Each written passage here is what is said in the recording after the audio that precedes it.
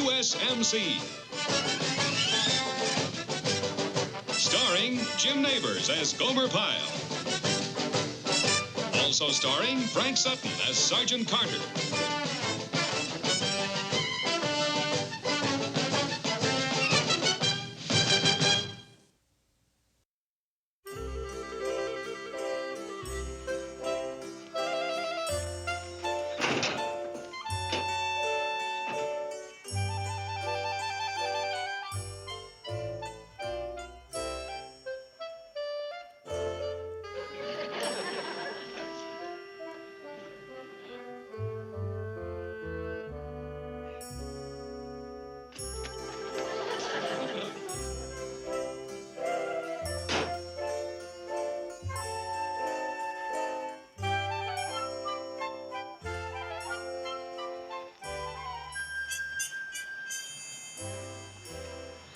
Phone call, Sarge.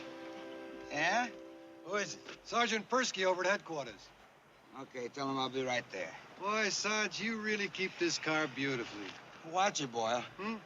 Watch it. I don't want you to smudge it up. I didn't even touch it. Well, I know, but there may be some dust on your uniform, and that could get on the car, so just stand back. I'm sorry. If I realized I was going to be in the vicinity of your car, I would have had my uniform sterilized. I don't mind the smart remarks. Just tell Persky to hang on.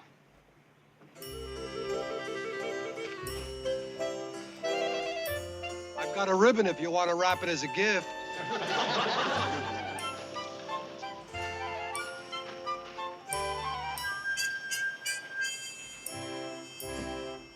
Yeah, I found him. He'll be here in a minute. Well, guess what he was doing? Right. You'd think he was married to that car. Well, here he is now. Hey, Sarge, who's watching the car? Sergeant Carter here. What? San Francisco? What for? You're kidding. Okay, sure. I'll bring him back. Sure. So long. What's up? Remember that guy Franklin that used to be in our outfit? Franklin. Sure. The guy who was AWOL for 3 weeks. Yeah, well, they found him in San Francisco. They want me to take a plane up there right away and bring him back to the base. Hey, this isn't the first time he's been AWOL. Are you kidding? He's been out and back so many times they call him Yo-Yo Franklin. But I'm gonna get him back here this time once and for all. How long you be gone? Well, I should be back tomorrow. Is the Jeep here? No, Gordon had to take it into town. Well, how am I gonna get to the airport? Take your car and park it overnight at the airport lot. And come back and find it all scratched up? The guy next to you opens his door against your car and makes all them little nicks and scratches. No, sir. Listen, why don't you drive me out to the airport and bring my car back here? I can't, Sarge. I got guard duty. Oh, that's right. I forgot. Wait a minute. You would let me drive your car to the airport? Well, sure. Why not? I thought you had to be at least a captain. Check the barracks.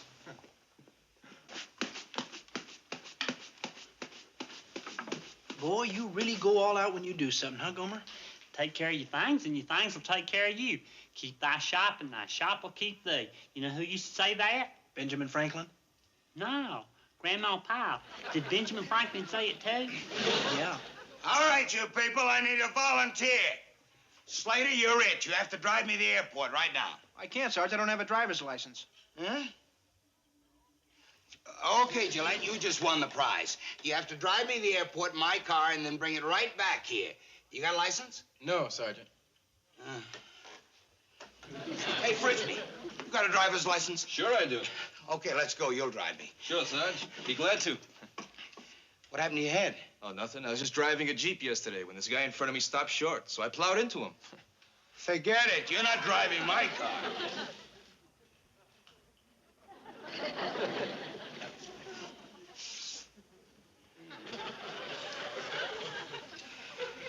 You got a driver's license, Pyle? I sure have, Sergeant. I got a license, and I'm a very good driver.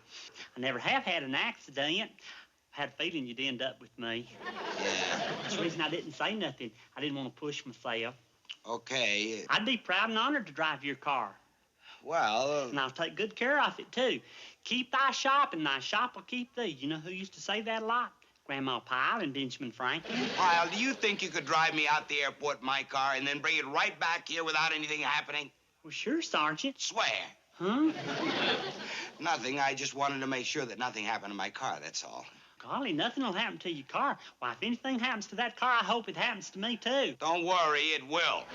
All right, you know where I parked my car. Meet me there in 10 minutes.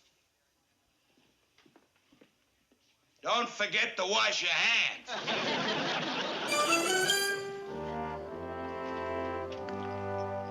Golly.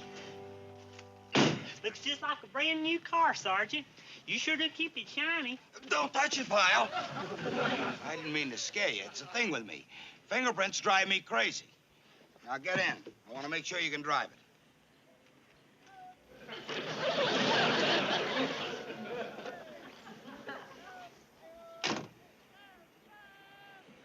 Now, what's the first thing you do? Well, first thing I like to do whenever I drive a strange car is get the feel of the brakes. Good, good. Next, it's important to get the feel of the wheel in your hands, see how much play there is in it. Good thinking. It's just right, just the right amount of play. Good.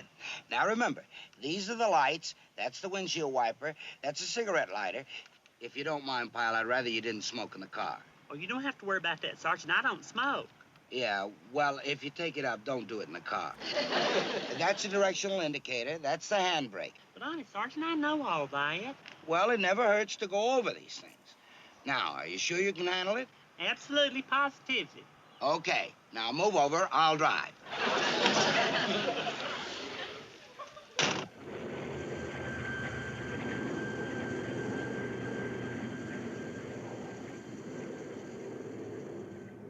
Okay, Pyle.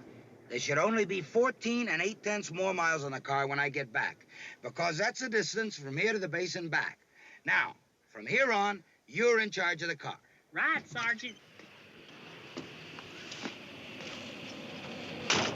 Come on, I want to tell you a few more things. Remember, cover the car with a cover. Don't worry, Sergeant, I will. And make sure you tuck it in under the wheel so no sand blows against the hubcaps. You can count on me. I'll tuck it in just like it was a baby in a cradle. And remember, Pyle, no speeding. 20, 25 miles an hour is enough for anybody. I'll be careful. And don't turn on the heater. It may make you sleepy. I won't, Sergeant. Let's see, did I forget anything? I don't think so. Let's see. Don't turn on the radio, don't turn on the heater, don't go over 25 miles an hour, don't open the vents or the windows, don't jam on the brakes, don't smoke in the car, don't forget to signal, don't drive one-handed, don't race the motor. Right. Have a nice ride back. Okay, Sergeant, you have a nice trip. And remember, Pyle, I'll be back this time tomorrow. I want to see that car the same way as I left it, right there where I left it. Don't worry, Sergeant, I'll take care of it just like it's my very own.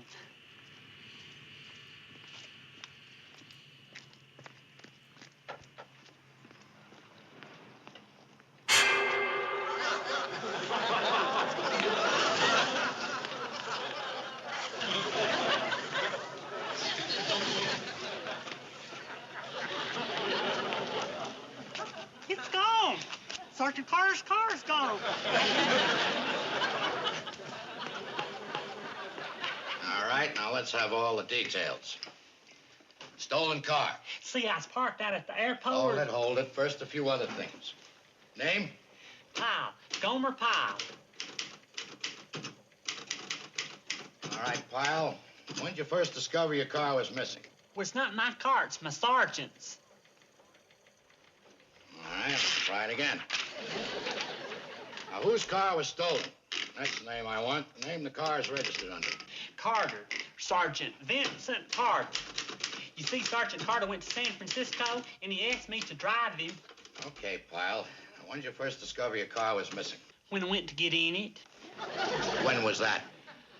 Oh, I'd say it was just about, well, it couldn't have been too long. I'd say it was just a short time ago. Pyle, I can't type all that in this little space. Now, just give me a time. How long ago was it? Oh, I'd say about 10 minutes ago. Maybe 20. 30 tops. Look, Pyle, this isn't a multiple choice exam. Just stick with one answer. I'm sorry, I'm just so nervous. Golly, do you think you'll find it? Probably have a better chance if we know what kind of car it was. Now, what kind was it? It's a Dodge, What year? 1961, but it looks brand new. He keeps his car in real tip-top shape. What color? Well, I guess you'd call it a two-tone.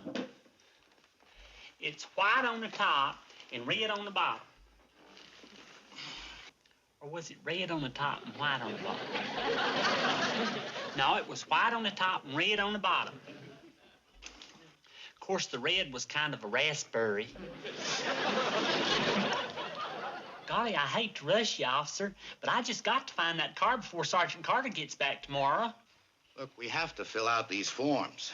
Besides, 80% of the time, stolen cars are usually found abandoned somewhere within 3 or 4 days. 3 or 4 days?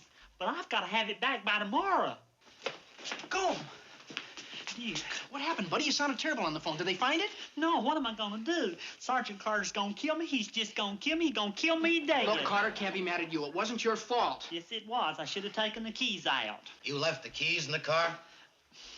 Sergeant Carter's gonna come back tomorrow, and he's gonna look for his car, and it's not gonna be there, and he's gonna say, "Where's my car?" And I'm gonna say, "Gone." He's gonna say, "Gone," and then he's gonna grab me, and he's gonna kill me. He's gonna kill me dead. Gomer, get a grip on yourself. All right, now, come on. The sooner we finish this, the better our chances are of finding the car. Were there any obvious marks? Dugan. Really? What make? Hold on a second. This might be your lucky day. They just found an abandoned car. What year, Freddie? 61? He thinks it's a 61. That's it. That's it. Bless you, officer. Bless the officer that found it. Bless y'all. Where is it? Yeah, where's it at? No kidding. Do they know where it is? It's in the ocean. It's in the ocean. They found the car, and it's in the ocean. In the ocean? Dude, Sergeant Carter's car's in the ocean.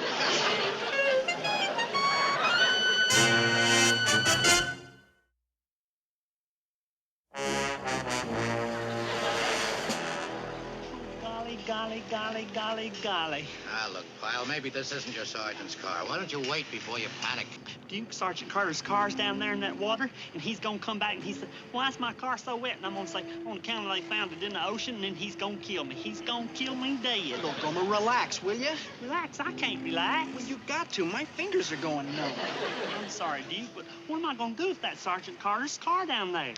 Well, first you get a great big blotter. That ain't funny, Duke. It just ain't funny. I'm sorry. Any second now. Here it comes. I can't look. Oh, please don't be the sergeant's car. Please, please, please. Look, Gomer, it's not your fault. It could happen to anybody. Besides, it's just as much his fault for leaving the keys in the car. Did you ever think about that? No, I didn't. Well, think about it. Why didn't he take the keys out? You remind him of that when he gets back. I will. You're darn right. And then he'll kill me dead. Here it is. Well, Pyle, is that it?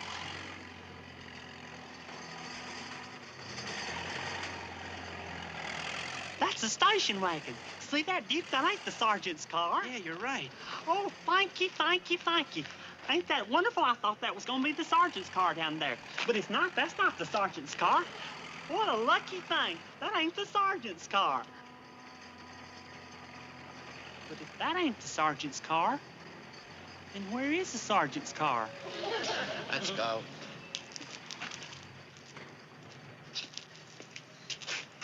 Gee, is there any other place we could go and look? Well, we'd just be running around in circles. The only thing to do is wait and sit tight. But maybe if we Abandoned just car go... reported in an empty lot on the corner of Fairview and Essex. Cars in vicinity investigated once. Abandoned car reported in empty lot on the corner of Fairview and Essex. Abandoned car. That could be it, Gomer. Golly, maybe that's it, you think? Come on.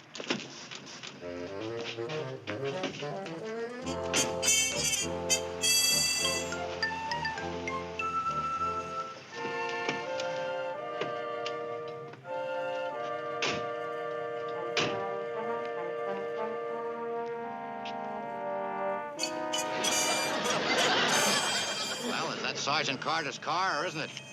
Could have been repainted, you know. No, that isn't it. Or wasn't it.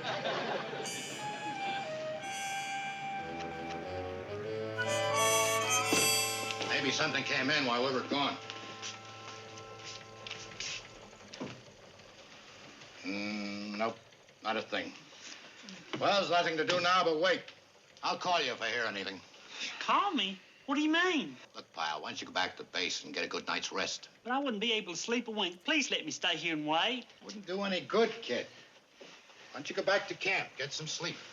But I just gotta stay here till I find that car. Look, Gomer, it might not show up for days, weeks, maybe never. Don't say that, Duke. Bite your Well, tongue. those are the facts, and you might as well face them. But what about Sergeant Carter? He's coming back tomorrow, and when he gets off that plane, he's gonna say, "Where's my car?" And I'm gonna say, "Your car Yeah, was..." we know. And he's gonna kill me dead. Go on, Pyle. Go on back to the base. I promise to call you first thing in the morning. Well, Come on, buddy. Get a good night's sleep. You'll feel better tomorrow. okay, but you promised to call me first thing in the morning. First thing. He loved that car so much, it was his whole life, and now it's gone. And when he comes back, I'm gonna be gone too. You wanna know why? Because he's gonna get off that plane, he's gonna say, "Where's my car?" And I'm gonna say, "Well," I said, "I parked your car in the parking lot, but it was stolen." And then he's gonna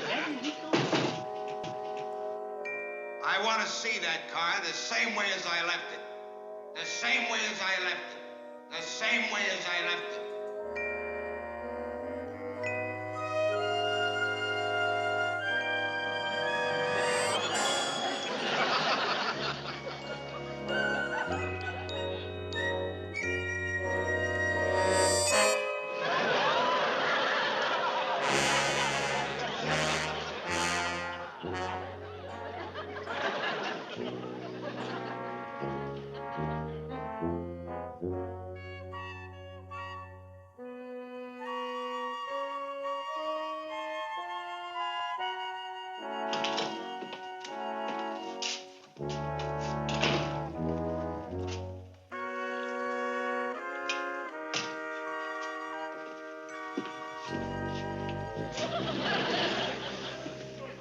Pyle. Pyle, hey. Did you find the car? Wake up, Pyle. Officer Doogie. I'm sorry, but I just couldn't sleep back at the base. Want some coffee? No, thank you. Is there anything new? I just got in. Let's take a look.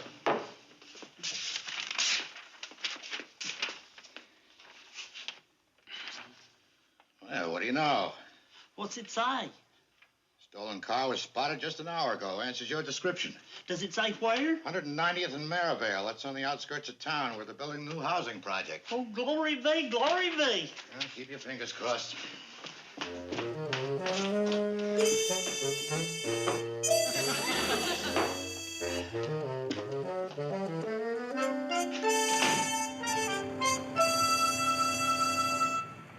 Guess that's it over there. I don't believe it. I just don't believe it. This is it. This is the car. This is Sergeant Carter's car. Hallelujah. And it's perfect. It's just perfect. I can't believe it. You're a lucky man, Pyle. And all because of you. Thank you, thank you, thank you. Duke, I gotta call Duke. Phone booth over there.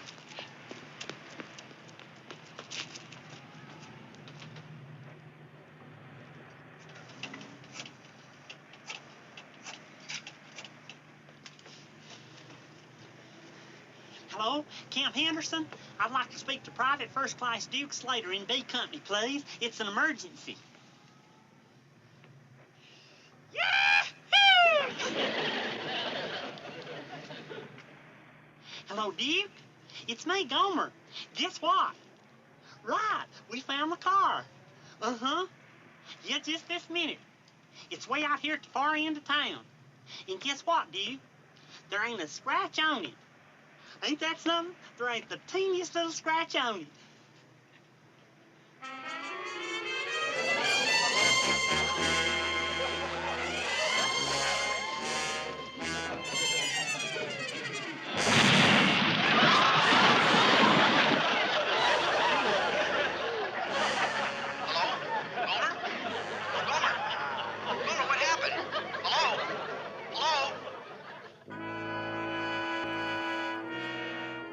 It's terrible, just terrible, and it's stupid. Just no excuse. Case of negligence is what I'd say. Do you have anything to add to what the officer said, son? He's been that way ever since it happened. That's why I came here, Mr. Gibbons. Is there anything you can do? Well, it shouldn't be too big of a problem. I'll just turn it over to my insurance company. I'm certain that after 30 or 60 days, they'll be able to satisfy the claim. What's the matter? You see, his sergeant is coming back today. He had the car all ready to return to him. If it hadn't been for the fact that one of your men left that crane unsecured. So, that's how it is with the lad.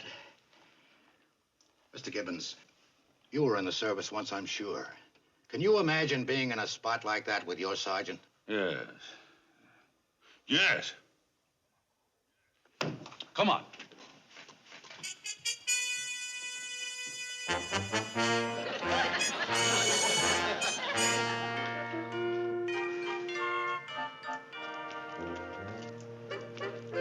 How do you like it, Pyle? If you do, it's all yours. Or I should say your sergeant's. Shazam! I never heard Shazam before, but I think it means he likes it. I've made a lot of fast purchases before, but this one beats them all. What time does your sergeant due in? Oh, golly, I just about got time to make it out to the airport. Well, then get going. I can't thank you enough, Mr. Gibbons. And you too, Officer Doogie. Better hurry, pal. I almost forgot you got the keys. They're in your hand.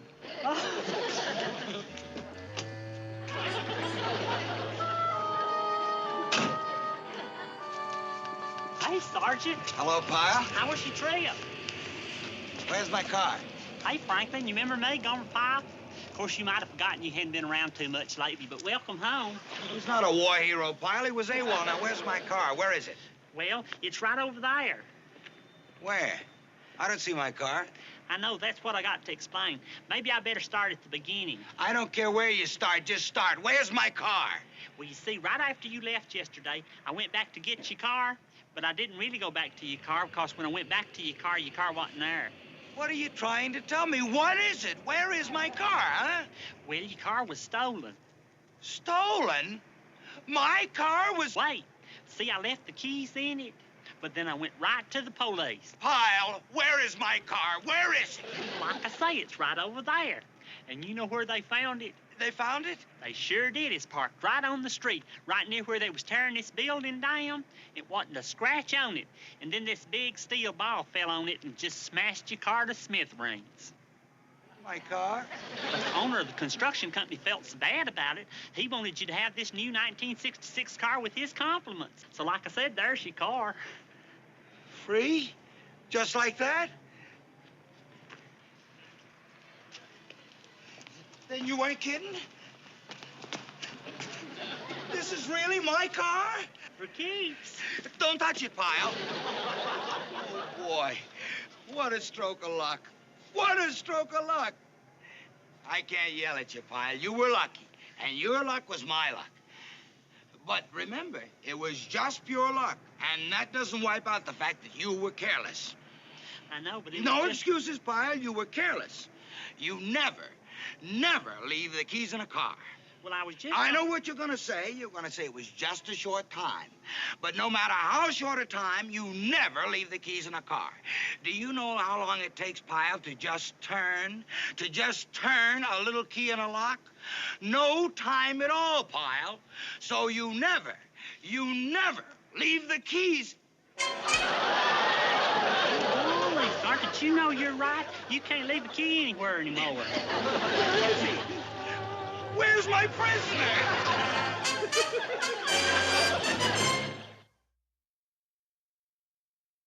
Don't forget, Pyle, I'll catch the next plane out, so tell Boyle to take over for me. I may not be back till late tomorrow or the next day. Okay, Sergeant. Are you sure that Franklin's on that plane? Yeah, they radioed the pilot. He said they'll hold Franklin for me when the plane lands in Phoenix. Just my luck. He wouldn't jump a plane to San Francisco. No, he has to go all the way to Arizona. That boy needs an air credit card. Very funny, Pyle. You just get back to the base, understand? Yes, sir. And you just take care of this car. Don't worry, Sergeant. I won't let it out of my sight. Make sure you don't, because we wouldn't want to have this nice brand new car stolen, would we? No, sir. But we don't have to worry about that, do we? Uh-uh. Good. Okay, Pyle, I gotta be going. So long. So long, Sergeant.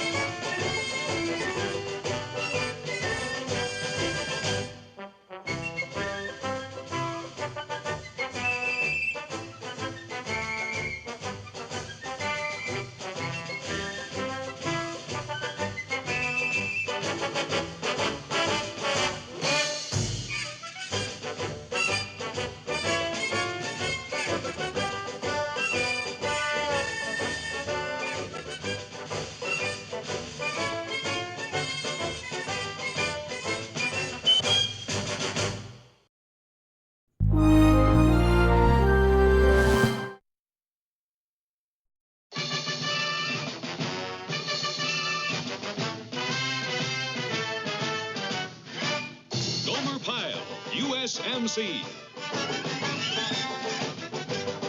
Starring Jim Neighbors as Gomer Pyle. Also starring Frank Sutton as Sergeant Carter.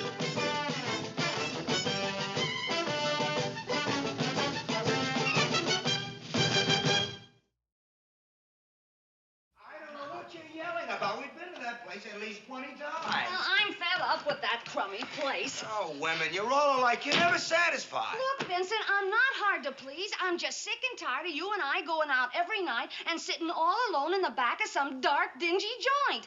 Now, what do you got against the electric company, anyhow? That's your problem. You wouldn't understand atmosphere if you fellow. A candle sticking out of a beer bottle isn't what I call atmosphere. It was a wine bottle. I don't care what it was. Why can't we ever go out dancing? Dancing? Yeah, dancing. Look, I get all the exercise I need out at the base. In the evening, I like to relax. I like to sit around In those little dark places, I know. Well, why can't we ever go out with some other people? I work all day with a platoon. I don't have to travel with one at night, too. Just take me dancing. Is that so much to ask? Just one night, take me dancing. You want to dance? Go out with Fred Astaire. Maybe I will. Then do it. As soon as you leave, I just might. I'm leaving. Good. And I'm not coming back. That just suits me fine. Take her dancing. Take her dancing. You women are all alike. You never... You don't know how to treat a girl.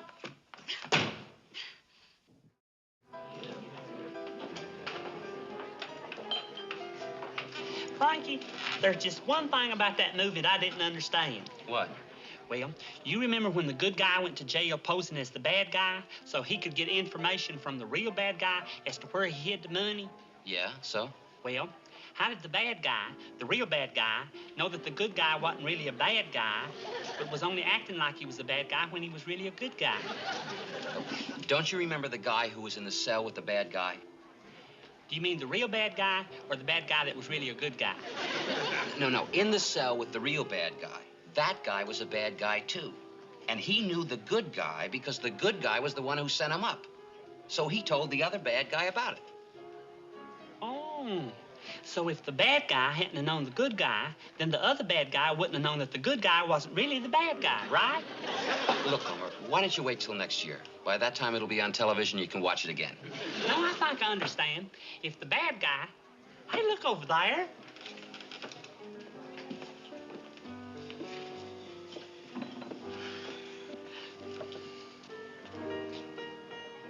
Let me have a beer. Don't, Gomer. It sure doesn't look like the Sarge wants any company. Well, he hadn't seen us yet, Frankie.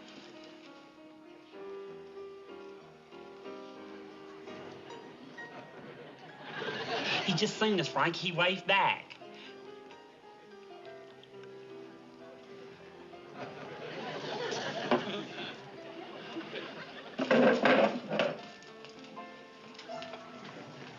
Hey, Sergeant. We seen you when you come in.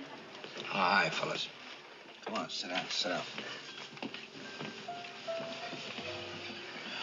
Well, boys, where you been? Nowhere much. We just been to the movies. Good. It's good for you to get away from the daily routine and relax. You deserve it. You work hard.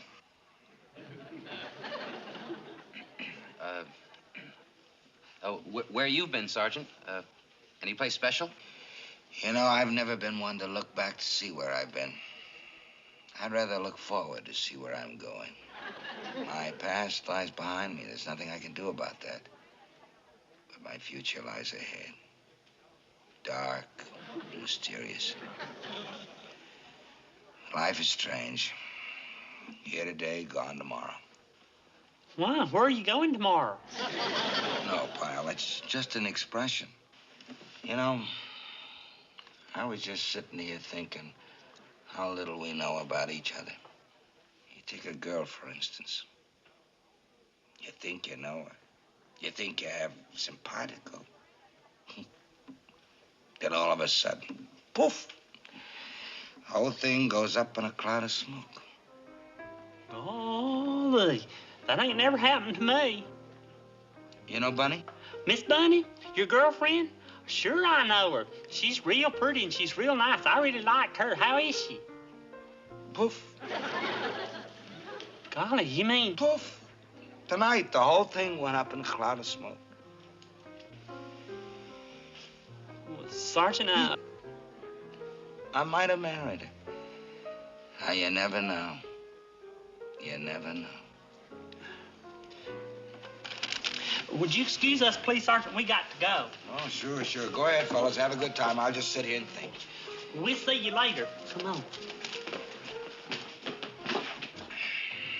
Another one. You know, life is like a beer. Once you lose your head, you're all finished. Gomer, wait a minute. Now, what's the matter? Why are we leaving so suddenly? Ain't it terrible? Golly, I never have seen Sergeant Carter like that. Did you notice how red his eyes was? Oh, Gomer, come on. Now, There's nothing sadder in the whole world than a Marine sergeant that's been crying. Gomer, you don't have to worry about it. I mean, he'll get over it. Look, why don't we just go back inside? No, we got to do something. We just got to. Gomer, now look, you stay out of it. That's the trouble with people today. They're too proud after a fight to admit that either one of them's wrong. Gomer, now you know Carter. He would never go to her and apologize. Right, but why can't I go? You!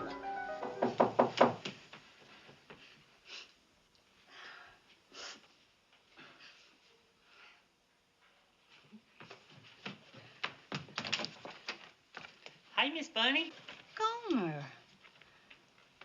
If you're looking for Sergeant Carter, he isn't here. No, ma'am. Me and my friend wanted to talk to you for a minute or two. It's kind of important. Well, yeah, sure. Come on in. This is my friend here, Frankie Lombardi. Frankie, this is Miss Bunny. Hi, Miss Bunny. Well, hi, Frankie. Well, won't you sit down? Could I get you something? No, thank you. We're fine. Oh. What's on your mind? Well, we just seen Sergeant Carter. What could that possibly have to do with me? Well, I guess we'll be running along. Now, wait a minute, Frankie. You see, Miss Bunny, he feels just awful about you two going poof. I've never seen him so upset, and he looks terrible, just terrible, don't he, Frankie? Oh, yeah. Well, I think he was crying. Is this on the level? If you don't believe us, why don't you come see for yourself? You'll see how bad he feels without you, and you'll see how lonesome he is just sitting there all alone. Gee, that's kind of hard to believe. Please say you'll come. Why, the sight of you'll make a new man out of him. Well, I don't know, Gomer. Why doesn't he call me? Oh, you know. Yeah, I know. That big, proud teddy bear. Then you'll come? All right. Wait, I'll go get my purse. Thank you, Miss Bunny. I thank you. And the teddy bear's gonna thank you. You know, life is like a paper napkin.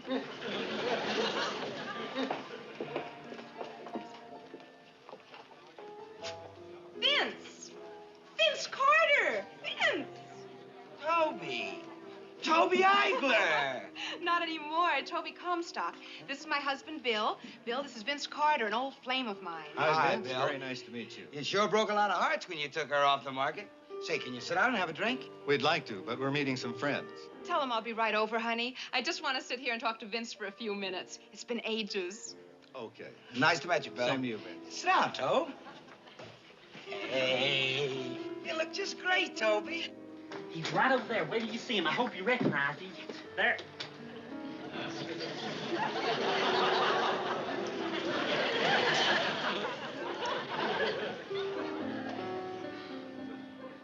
Thanks a lot, fellas. I'm sure glad you talked me into this. Now I can go home and read a book. Now will you keep your nose out of other people's business? Look what you've done now. Maybe I should have done it the other way around. Why don't we talk to Sergeant Carter? We? Now, wait a minute, Gomer. Count me out. I sure wish you'd come along, Frankie.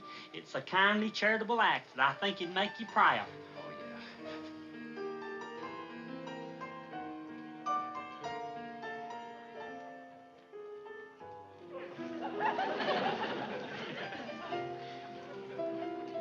Come on.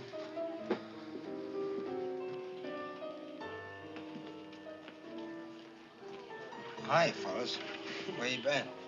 Well, we went out, and, guess who we seen?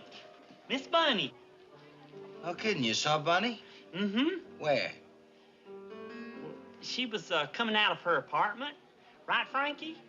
Yeah, that's right. That's where it was. Her apartment. That's where we saw her coming out of. Her apartment. Yep, that was it. I wonder where she was going. Last thing I heard her say was she was going to stay home and read a book. Isn't that what she said, Frankie? Yeah, that was it. I heard her. She said she was going to go home and read a book. Wait a minute. You saw her coming out of her apartment and she said she was going to go home and read a book? Maybe she had to go out and buy one. Yeah, like to the drugstore to buy one of those paperbacks. I think I might have heard her say she was going to go home and read a paperback. You kidding? She's too popular to sit home carrying a torch for me.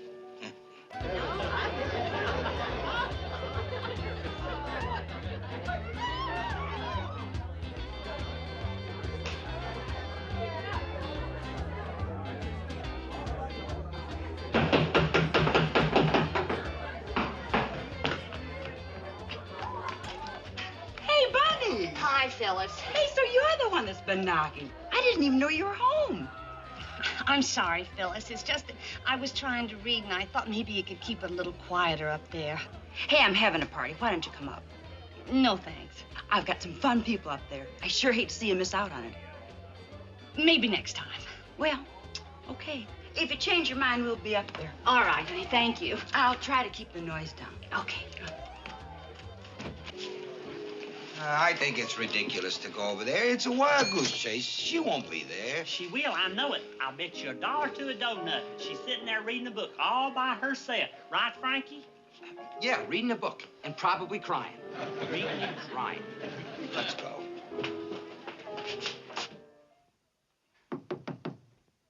Come in.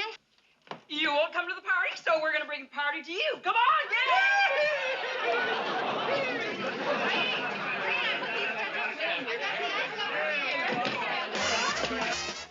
Well, at least somebody's having a good time tonight. Don't you worry, Sergeant. Everything's gonna be okay once you see that lonesome little face.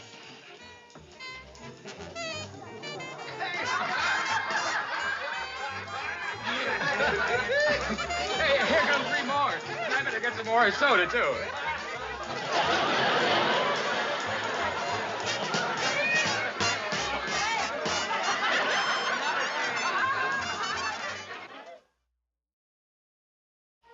I warned you to keep your nose out of their business, didn't I, Gomer? But you had to go and play the peacemaker. I hope you learned a lesson.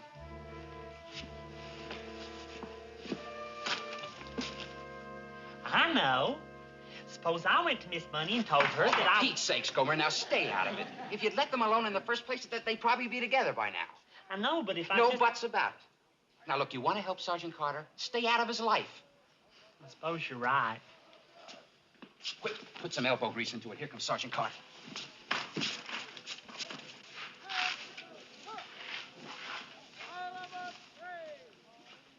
Hey, Sergeant. Me and Frankie here are doing a real good job on the windows, the corners and all. You know, Pyle, life is like a pane of glass. One minute, the sun is shining through. Then all of a sudden, there's a storm.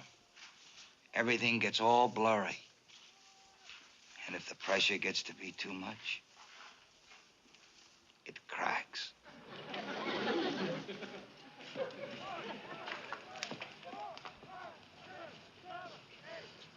I got to do something. I just can't stand here and do nothing. I got to do something. Now, Gomer, you said you were going to keep out of it. No, I'm going to help him. Only this time I'm going to get help to help him. Oh, Gomer, what are you talking about? I'm going to go see the chaplain. He'll know what to do. The chaplain? Now, look, Gomer, you can't... You ain't going to talk me out of it. If you don't want to go with me, I'll go by myself. Some people just feel things more deeply than others. You know what I mean, Chaplain? A lot of fellas get real excited and show their feelings, whereas others just keep it inside and suffer. And this friend of yours is more like the latter type. Sir? He suffers silently. Oh, yes, sir, and it can break your heart just to see it. I'm terribly worried about him, sir. Honest, I am. Well, you're a good friend, son. And that's what this man needs. Understanding friends who'll cheer him up when he's in this depressed condition. After a while, he'll snap out of it. Well, I sure hope so. He looked awful this morning, just awful. Well, that's why it's important to stay close to him. It's at times like these they're apt to do irresponsible things. Irresponsible things? You know, like Go into town and Do start... away with yourself, you mean? Well, I really didn't mean quite that. I know. I've read about it in the papers lots of times where a fella has a fight with his girl and then does away with himself. Well, no, son. You see, I can just see it happening. I can close my eyes and see him, that sad face walking right straight out into the ocean till it's over his head, just like James Mason done in A Star Is Born. I assure you nothing like that will happen. Now, you just get back to your friend and do the best you can to take his mind off his worries. Thank you, Chaplain. I'll do my best. It's just one more thing I wanted to say, Chaplain. I hope you don't mind my not mentioning the name of my friend. Oh, not at all, son. Not at all. You know how it is. He might feel kind of funny my coming here without his knowledge, so that's the reason I didn't mention his name. I understand perfectly. He might get angry if I said who he was. And when Sergeant Carter gets angry, he really gets angry.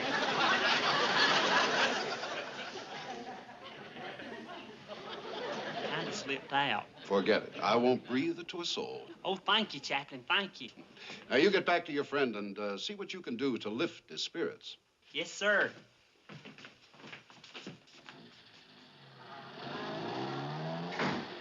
Okay, Gomer. You saw the chaplain. Now, can we please get back to our work? Get back to work? You heard what he said. I gotta stick around Sergeant Carter. He needs me now.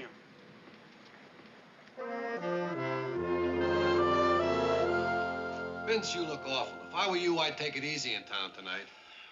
It's just what I'm gonna do. I mean, from the way your eyes look with those circles on them. I know how I look. And you want to know why? I haven't slept for 3 nights, that's why. I'm sorry. It's tough enough to sleep with the problems I got, but when I finally do, there's always some interruption and boom, there goes the sleep. So what's the plan? I'm going into town. I'm going to get a room on the top floor of the Norma Hotel away from everything and everybody. And then I'm going to sleep and sleep and sleep. Good idea. That business about Bunny really threw you, huh? Well,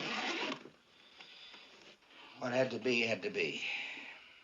But now I'm going to get a grip on myself, and a good night's sleep will help out. Well, is it quiet at the Norma? Sure, no interruptions. And even if it isn't. What's that? Earplugs. Really shuts out the noise. Good deal. You know, Boyle, life is like a locker. How's that? I'll see you, Boyle.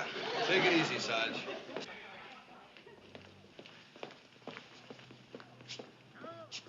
I wonder where he's going. I don't know, but wherever he's going, it doesn't look like he needs you. So, Gomer, please, let's just go back and finish our... I'm gonna find out. Oh. Hey, Corporal. What's the matter? You guys got nothing to do? Well, we was looking for Sergeant Carter. Sergeant Carter's gone. He won't be back today. Well, do you know where he went? He went to town, okay? Do you know if he had a date, Corporal? What are you, a cop? No, he didn't have a date.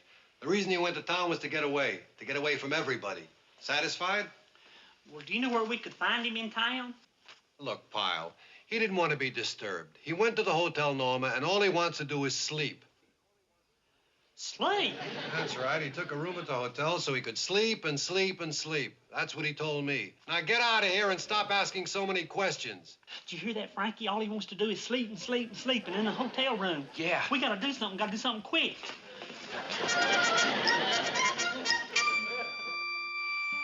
This is Vince Carter in 517. Until you hear different from me, I don't want to be disturbed at all. I'm going to be sleeping, so no calls, nothing. Thank you.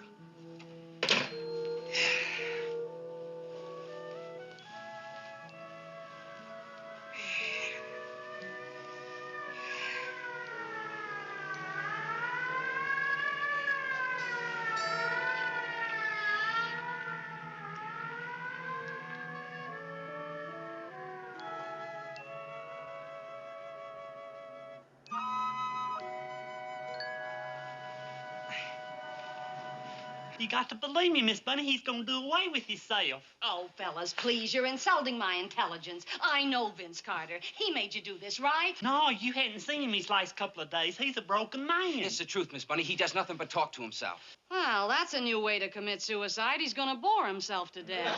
No, you don't know what you're saying, Miss Bunny. Why, this very minute he Oh, could be... yeah? Then why did you come here? Why didn't you go to the police instead, huh? Why? Well, you know Sergeant Carter. He wouldn't listen to the police. Never. You're the only one that can save him. You're the only one he'll listen to. But if you're not coming, maybe we had better go to the police. We better hurry. Come on, Frankie. Wait a minute, boys. Wait a minute. I'm coming with you.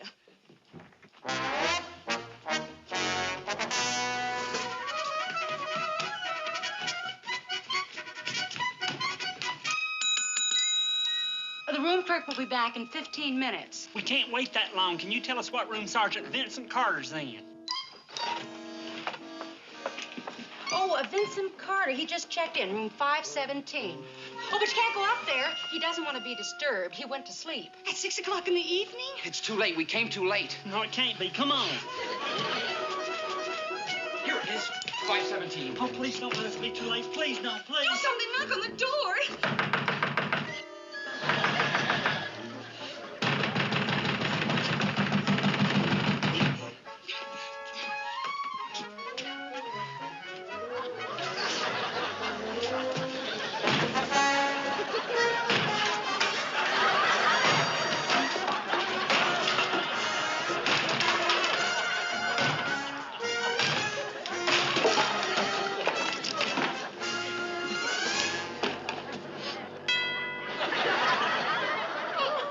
Sergeant Carter. Vince!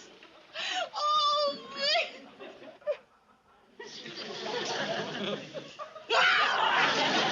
What is this? What's going on here? You're alive. You're not dead. Sergeant, what happened? What is this? What's going on here? What are you people doing here? What are we doing here? What are you doing here? What does it look like I was doing here? I was sleeping. That's what I was doing. Sleeping? Sleeping? Yeah, sleeping. Something I haven't done in 3 nights, and guess why? Well, don't look at me. I came down here to save your life. At least that's what someone told me. I guess I made a mistake. Well, you're not the only one. Bunny, wait. You mean you came over here because you thought that I... Well, the way they made it sound. And you came racing over here because you was afraid... Of course I came racing over. Naturally, I came racing over. Oh, Bunny. I feel like a sap for the way I acted towards you. I really do. Well, how do you think I feel? Was it really because of me that you couldn't sleep for 3 nights? Well, yeah, I was pretty upset. I missed you a lot, Bun. Same here, Vince.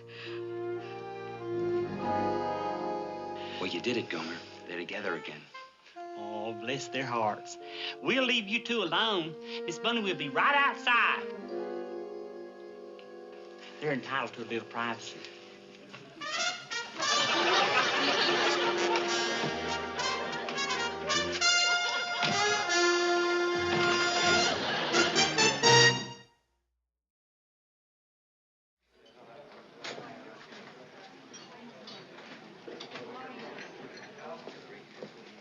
Hey, Frankie, see him?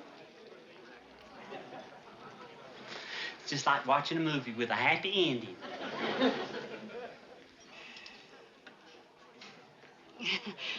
Vince, it's Gomer. Huh? Act like you didn't see him. Duck. He's already seen us. Huh? Hey, Sergeant. Hey, Miss Bunny. Well. It's sure good to see you two together, happy and everything. And to think, this is the place where it started, just the other night. Do you know the whole story of what happened, Miss Bunny? I mean, everything? Well, yeah, Well, it's a story worth telling. Here's how it happened right from the start. You see, Frankie and me was sitting at that table right over yonder, and then a little while Sergeant Carter come in looking like he had lost his last friend. He looked just terrible, Sergeant. So anyway, he waited.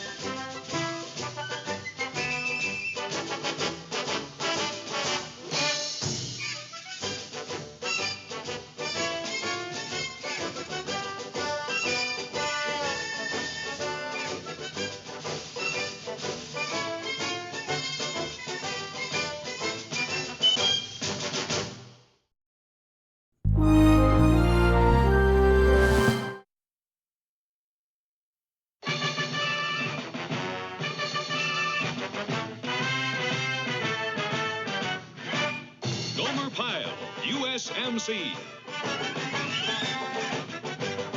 Starring Jim Neighbors as Gomer Pyle. Also starring Frank Sutton as Sergeant Carter.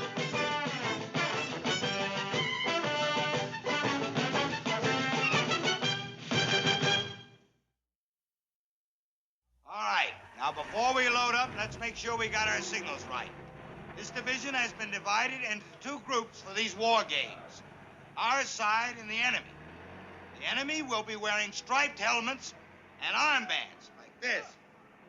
The games will be conducted under very strict rules enforced by referees.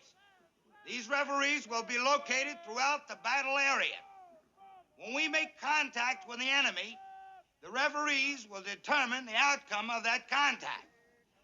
They will tag the killed troops with a kill tag, and the wounded troops with a wounded tag. All decisions of the referees will be final. Now, any man who argues with a referee will automatically be tagged killed. Is that clear, Pyle? Yes, sir, Sergeant, and that's a real good idea, too. On account of dead men tell no tales. Okay. Now, let's review the procedure on being captured. Now, if you are captured, the only information you will give the enemy will be your name, rank, and serial number. And remember also, if you are captured, it will be your duty to try and escape. Is that clear? Aye, Sergeant. All right. Any questions? I'm sorry I asked. What is it, Pyle? If somebody should get captured, what'll the enemies do to him? They'll try to get information out of him. How, Sergeant? Pyle, these are maneuvers. We're all Marines on an exercise. Nobody's gonna torture anybody, if that's what you think. Oh, well, that's good. On account of I seen this war movie, Massacre at Midnight, and then the enemies took this captured feller, and what they done was they tickled his feet, and then they dropped water on his head and blew smoke in his face. Pyle. Well, he give him a whole lot more than his name, rank, and serial number. Fact is, he couldn't stop talking. They finally had to kill him to shut him up. Okay, Pyle. Of course, that can't happen here, huh? No, Pyle, but don't give me any ideas. Now, they will not torture you or hurt you in any way. But they have other ways. They will try to trick the information out of you, and they're good at it. So remember, just name, rank, and serial number. Is that clear? Aye, Sergeant. All right. Hit, hut. Dismiss. Gomer, private first. Pyle, Gomer, private first class, serial number 130-29300. Pyle, what are you doing? Well, that's my false voice. I was practicing, so in case I get captured, the enemies won't know who I am. Pyle, Gomer, private first class, 130.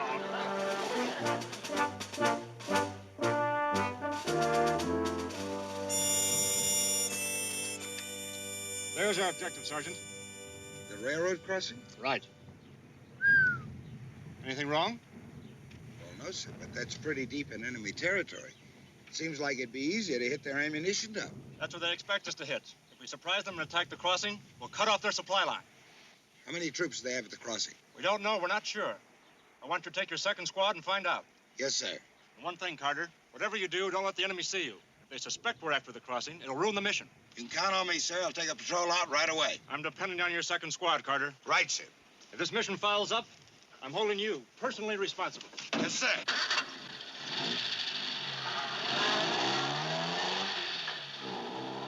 Second squad? But Pyle's in the second squad.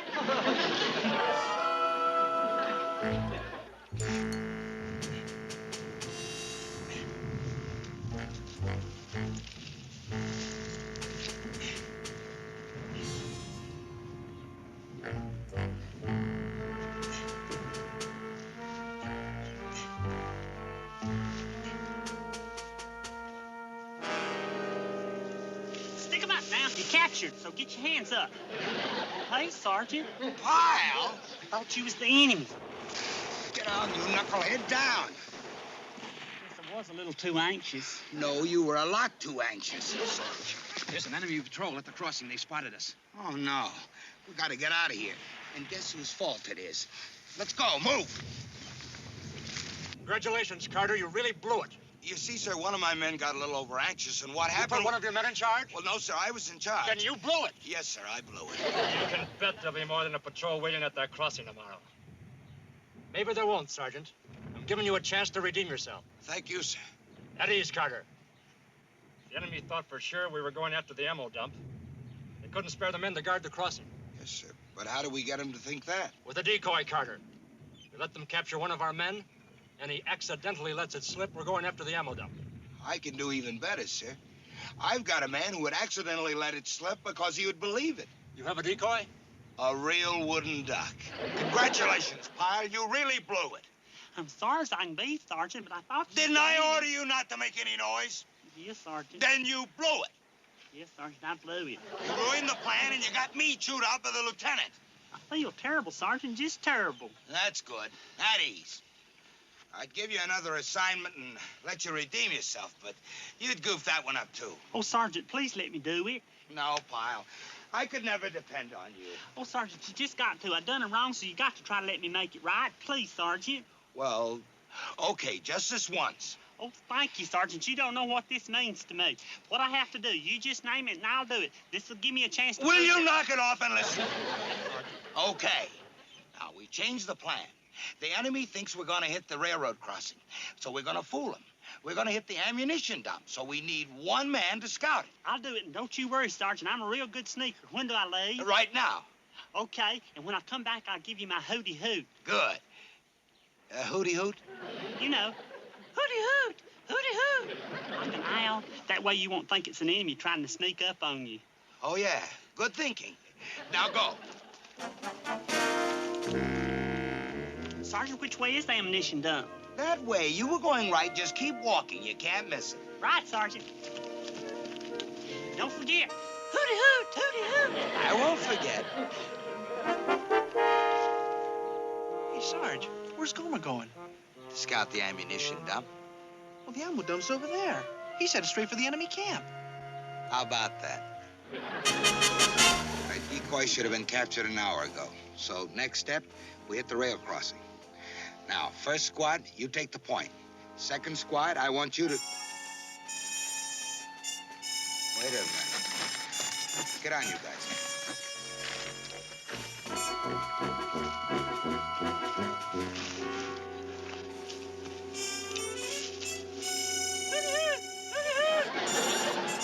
No, impossible.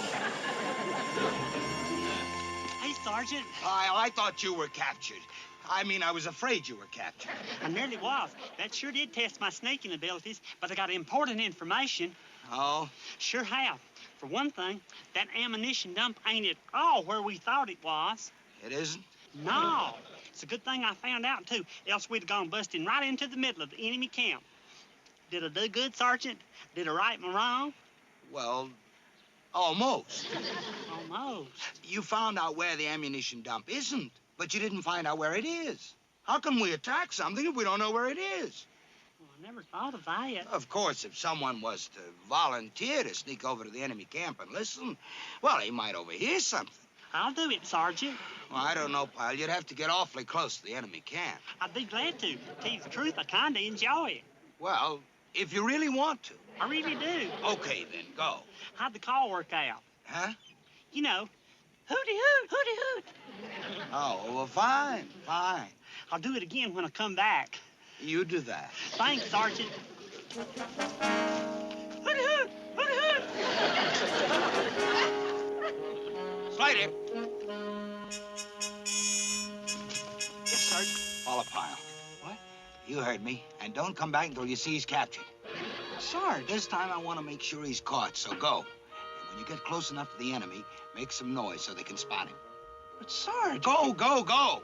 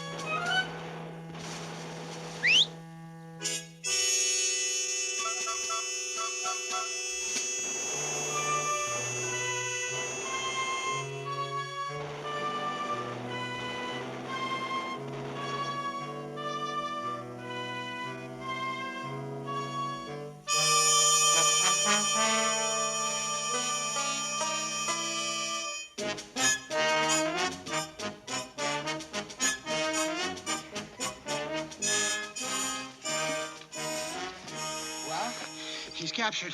Are you sure? Positive. I saw 2 enemy troops grab him. Good. Well, let's see. At the most, it should take 30 minutes to break him down. So that'll move our mission back about 1/2 hour. Sarge, can I sack out? I just double-timed 3 miles. Yeah, nice work, Slater. Thanks, Sarge. Hey, Sarge! Sarge! Hey, Sarge! Hey, Sarge! Look what we got. Caught him a couple miles down the road. Good work, Lombardi. Real good. An enemy truck, too. Get out of there. Come on, move. Get a referee and have him tag captured. Right, Sarge.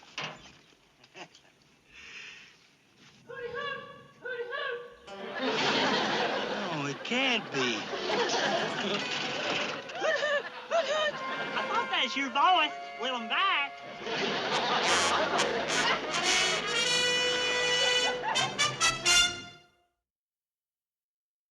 Pyle, what are you doing in that can?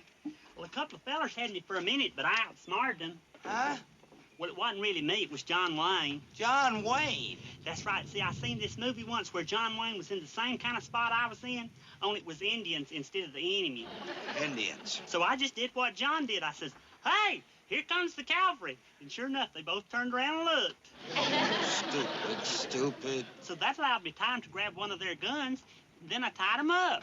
Just like John Wayne, huh? Get out of that GI can. How did you get in there anyway? Well, right after that, I found this map. Map? What map? One of the troops had this map on him and had the ammunition dump marked right on it. And I figured it's important, so I come back here just as fast as I could. I seen this truck, so I jumped on the back and I hid in the can, and I guess it was captured, because the next thing I heard was your voice, so here I am. Yeah, here you are. But I sure hated to leave those troops tied up in the woods, but there was lots of others around, so I'm sure they'll be found. Pyle, I'm proud of you. I really am. Oh. Of course, you reported the capture right away. Well, no, I come back here just as fast as I could. Oh, nuts. Something wrong, Sergeant? Well, if you didn't take them to a referee, we don't get credit for them. What a shame. Oh, darn. There's just one thing I got to do then. I'll go back there and get them enemies and bring them back here. Oh, I can't let you go back there. It's too risky. If you were tagged captured, no, I can't have that on my conscience. But, Sergeant, you just got to give me one more chance. Well, if it's something you have to do. It truly is. Well, then, good luck.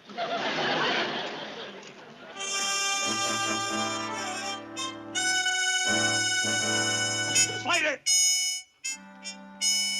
Oh, Sarge. Follow Pyle. And this time, make sure he stays captured.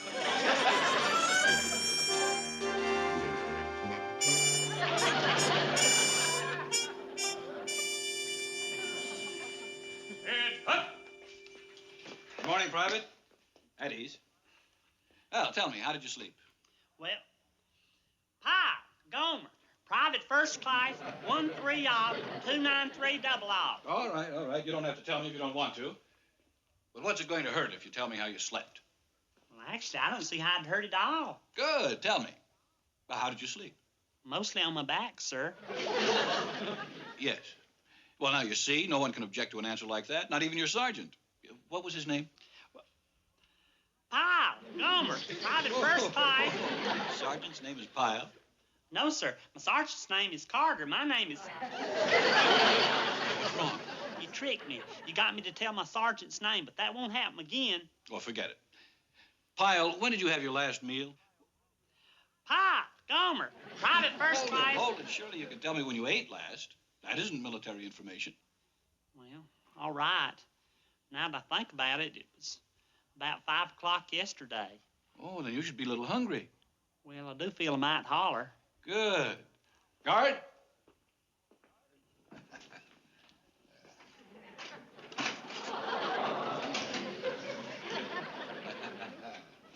Yeah.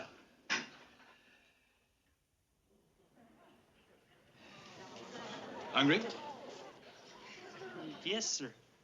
How long did you say it's been since you've eaten? Yesterday, about 5 o'clock. Oh, you must be starved. Well, I am sort of starting to get the growls. Oh, that's too bad. Of course, we can't hurt you, you know. That wouldn't be right. But then again, no one says we have to feed you. The don't? No. But we will feed you. All this is yours.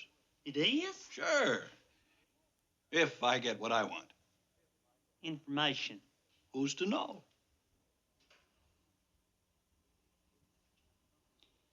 You got a drumstick?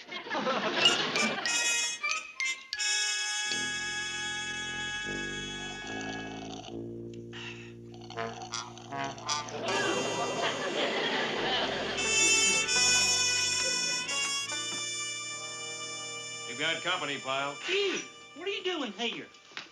Well, Sergeant Carter got worried, so he sent me along to find out what happened to you. And I got captured.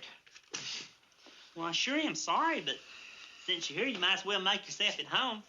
You want a bottle of pop or a candy bar? It's all I got left. Where did you get all that?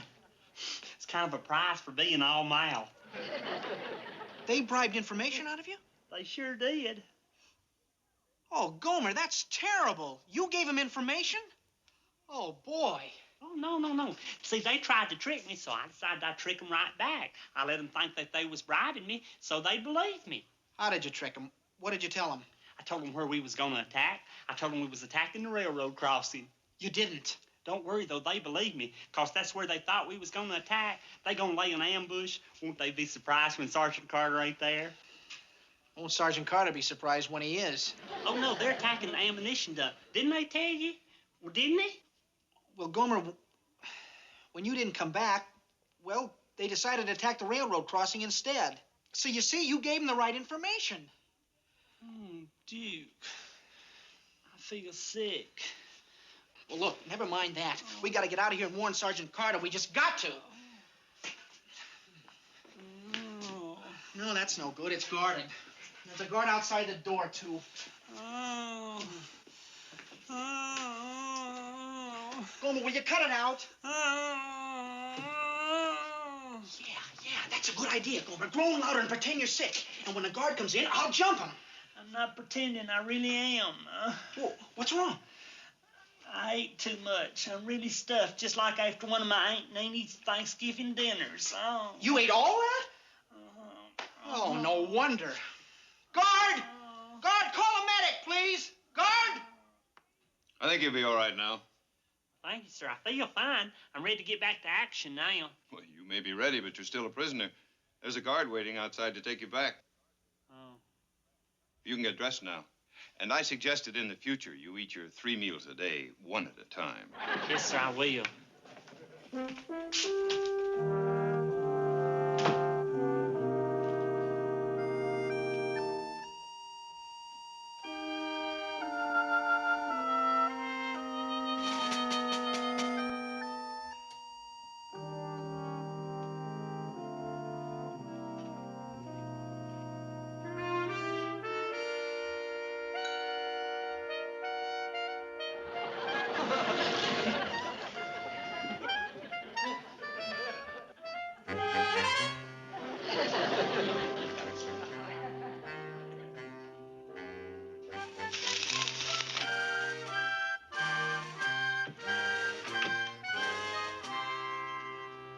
Guard, the prisoner's ready now.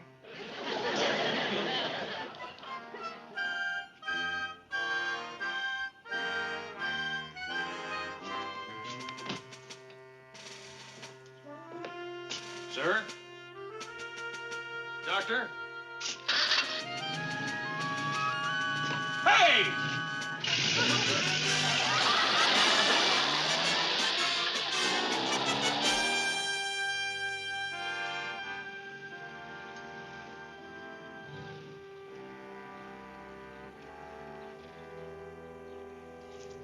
Who's that? It's a Navy commander. I know, but what's a Navy commander doing up here? How should I know? What counts is I'm a sergeant and he's a commander. You better see what he wants. Sergeant Mensky, sir. Yes. Can I help the commander? Well, maybe you can. I was looking for the railroad crossing. It's supposed to be around here somewheres. Yes, sir, it is. About 40 yards down the road, just over that rise. I'm begging your pardon, Commander. You really shouldn't be here. We're expecting an enemy attack any minute. Are you two fellers planning on fighting them off alone? No, sir. We have 2 platoons waiting in ambush. 2 whole platoons? Yes, sir. But we really shouldn't be out here in the open like this. Is there anything else we can do for the commander? As a matter of fact, there is. You can tell your men to come out of hiding and gather around. But, sir, the men have to stay concealed. You asked me if there was anything else you could do for me. Tell your men to come on out. But we're expecting the enemy any second now. That's an order, Sergeant. All right, men, fall in. Come on.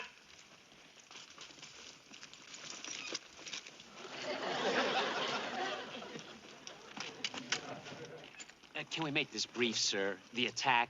I mean, is there anything more I can do? Well, as a matter of fact, there is. Kindly tell your men to stack their weapons in the back of the Jeep and surrender. Surrender? I hate to be deceitful, but all's fair in love and war, even if it is only war games. All right, you heard him. Load the weapons in the Jeep. We're captured.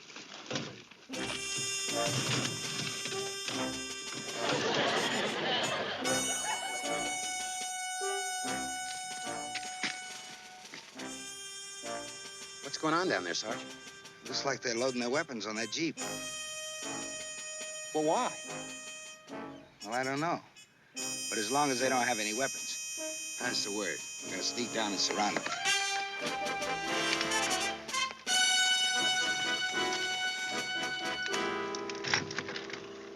That's it. Every last rifle, pistol, and hand grenade.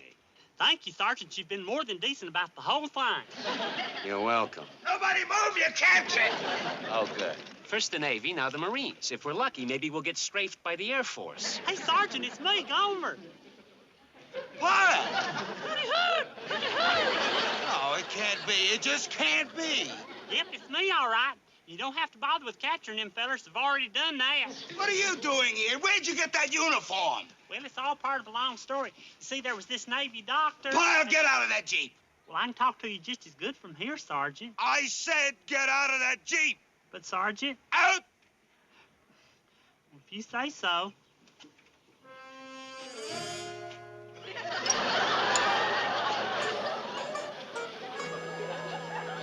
What? The Navy doctor was wearing a vest.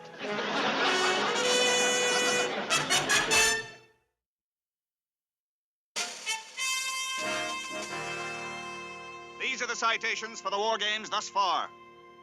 Sergeant Vincent Carter for his brilliant strategy in planning the railroad crossing attack. Sergeant Carter.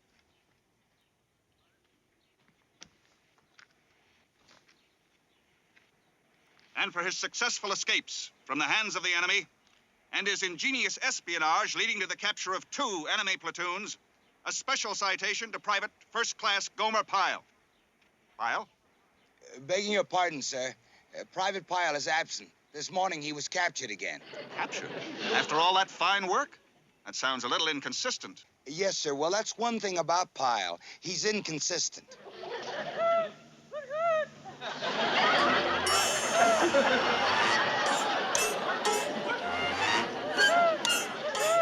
Sergeant, what on earth is that? Hey, Sergeant, wait for me. That's Private Pyle, sir.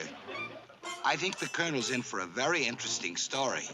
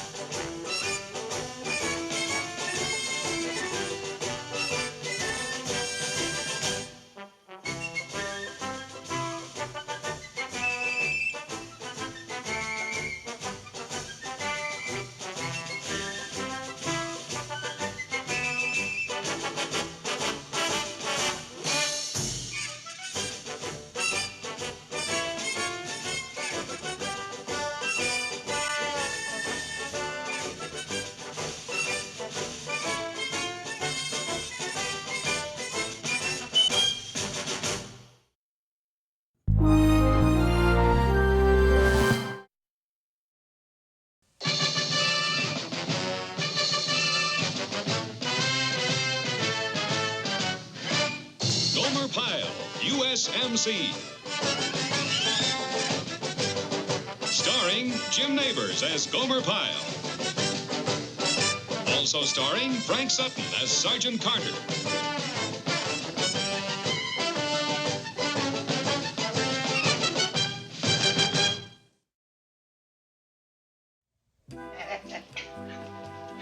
And then, to top everything off, the klutz drops his rifle right on the captain's foot.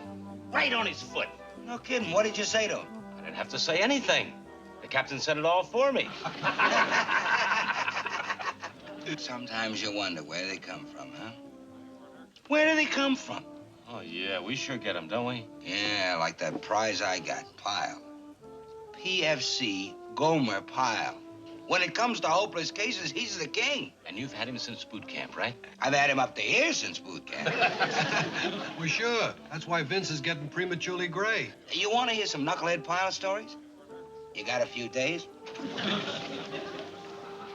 Hey, Vince, speak of the devil.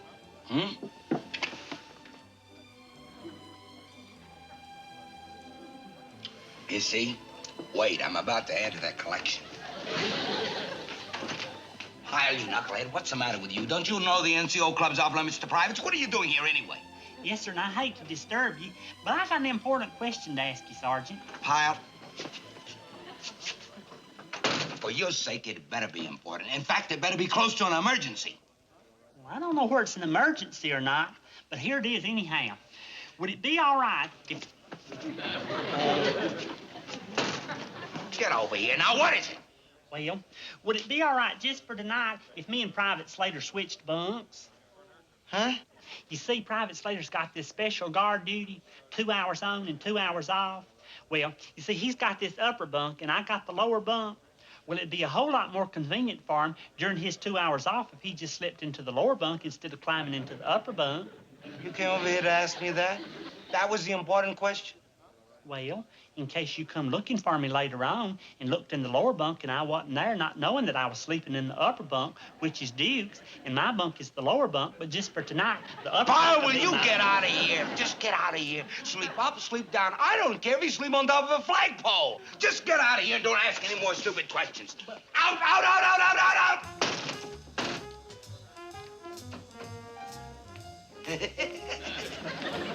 You won't believe this. You just won't believe it. What, Vince? You know what that knucklehead came over here to ask me? Not bad, Slater.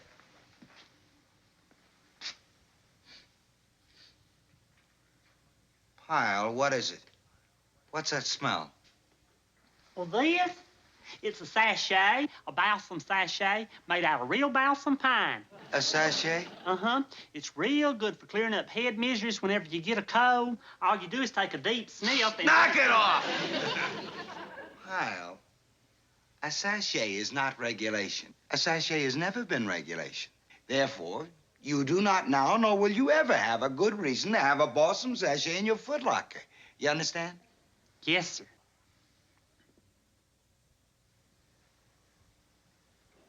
What's this doing there? That? Well, that's a good luck troll. Troll? A good luck troll? Yes, sir. That's supposed to keep you from getting that cold that the balsam sachet is supposed to clear up. Pyle, what are you, a Marine or a medicine man? This isn't a footlocker. It's a traveling salesman's sample case. Now, you get rid of all this junk, you hear me? I want it all out. Everything I see and smell and everything I can't see and smell. I want everything. That is not regulation. Wait a minute. Where's your rifle? My rifle? Yeah, your rifle. That long metal thing with a wooden handle. The thing you eat, sleep, and breathe with. The thing you're not supposed to let out of your sight for 1 second. Your rifle. Oh, I know that, Sergeant. Well, where is it? Where is it? Well, I loaned it to Private O'Neill over in Company A. You loaned it? You loaned your rifle? Pyle, do you realize you could be thrown out of the Corps for this? Well, it was just for an hour until he got his back from ordnance. You see, he got this special honor guard duty. I don't care if he's got a pipeline to heaven. Pyle, that is your rifle, and you better get it back right now, this minute, or I'll have you court-martialed for sure. Now move it.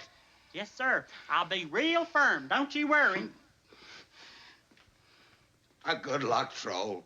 You know, they ain't such good luck after all. Do you know how many colds I've had this year? Get out of here!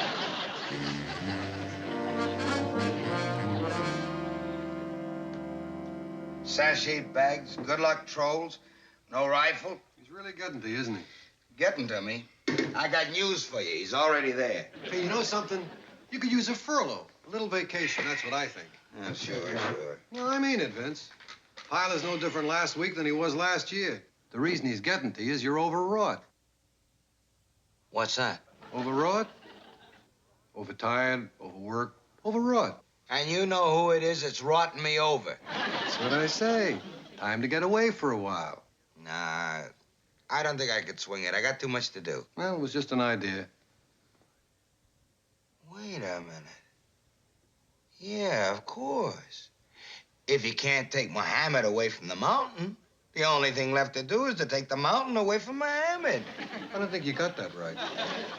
Who cares? Whatever it is, I got a brainstorm. What are you talking about, Vince? Don't you get it? Maybe I can't go on a vacation, but Pyle can if I give him a furlough. A furlough? 2 seconds ago, you wanted to kill him. Now you want to do him a favor. Not him, me. I'm gonna do me a favor by getting rid of Pyle any way I can. Oh. Yeah, it'll be just like a vacation being away from him. Huh? Smart. Here, get to work on his papers. Come on the double. Okay, Vince. Yeah. I don't know about Pyle, but this is one vacation I'm really looking forward to. Well, type.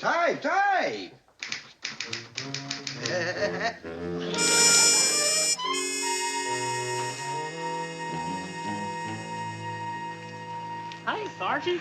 Hello, Pyle. You know, Pyle, I've been watching you. And I don't blame you one bit, Sergeant, especially after the way I provoked you this morning at inspection by not having my rifle. But don't you worry, I got it back now. I could throw the book at you. You know that, don't you? But you know something, Pyle? Looking at you right now, I don't see the knucklehead I thought I'd see. You don't? No. I see a tired Marine. Tired? That's right. Well, now that you mention it, I was stirring around a little more than usual last night. That happens every time we have MC rations, especially if it's ham and lima beans. They just don't No, that's not what I'm talking about. I mean, you've been pushing too hard lately. The pressure's catching up to you. You're jumpy, edgy, all tensed up.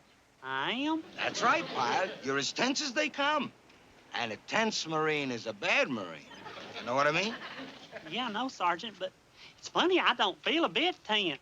As a matter of fact, I feel real relaxed. Policing up always relaxes me. Pyle, you're tense, you hear me? You're tense. You just don't know it. Well, if you say so, Sergeant. Okay. So in the interest of keeping the platoon razor sharp in all departments, I hereby authorize you a 1-week furlough, effective immediately. Here. Furlough? But, Sergeant, I know you're just looking after my well-being, but I don't need no furlough. Well, look, Pyle, you want to be a good Marine, don't you? Yes, sir, you know I do. Then just take the furlough and don't ask questions. But wait a minute, Sergeant. I don't want to go on no furlough. Well, that's just tough. You need it, so you're going to take it. You hear me? If you're so stupid you don't know you're going to pieces, well, that's your problem. But you're going on leave, and that's that. You read me? Well, yes, sir, but I'm still not too sure why. Because you are tense. You hear me? T-E-N-S-E. Tense.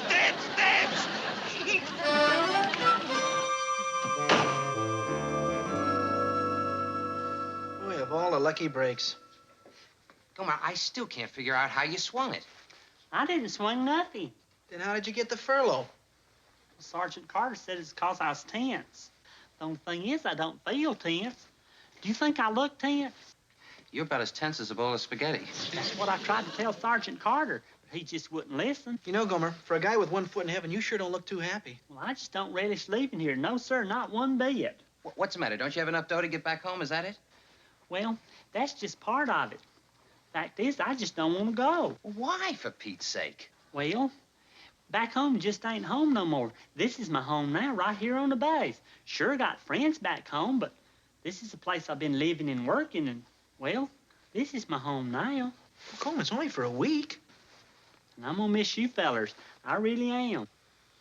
You know, Frankie, I think Gomer's a lot tenser than he looks. Gomer, I think you could use a furlough. And you know who I'm gonna miss most of all? I'm gonna miss Sergeant Carter. I take that back. I think you could use a doctor. Come on, Gomer, let's go.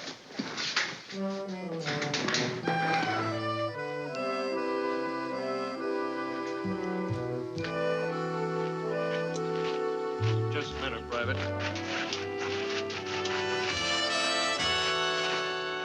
Okay, fellas. Who's that? Certainly not Marines. No, they're civilian work personnel. They work on the base. Well, I knew we had civilians working on the base. I just never seen them in a group like that. Here you are. Have fun. Huh? Well, have fun. You're going on furlough, aren't you? Yeah.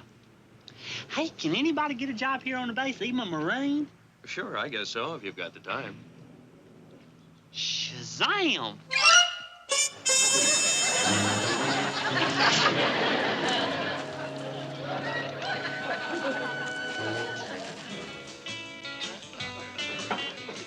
Hey, how's this, huh? Fine.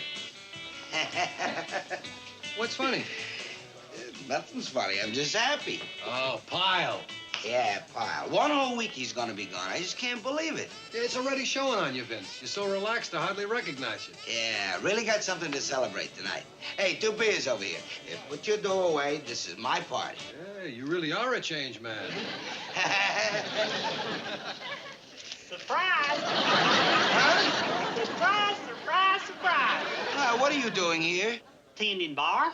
And when I seen it was you, Sergeant, I made sure to fill up the glasses real careful like, so you wouldn't be paying for a lot of foam. You know, some bartenders ain't even conscientious. They just open up that tap. Hold it, hold it, hold it! Yes, sir.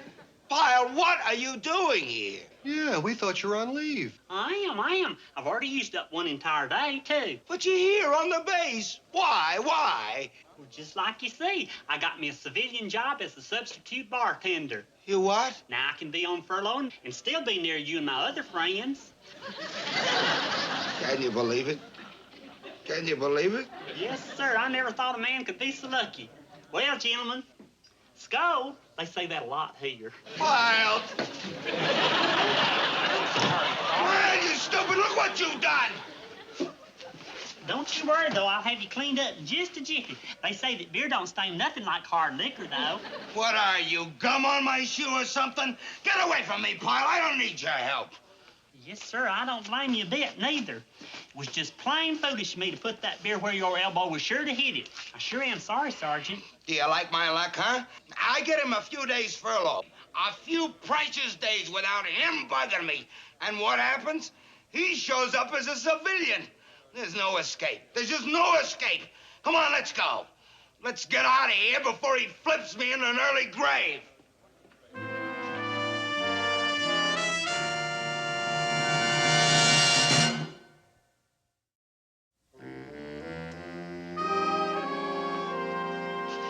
Excuse me, Corporal. Oh, Pyle.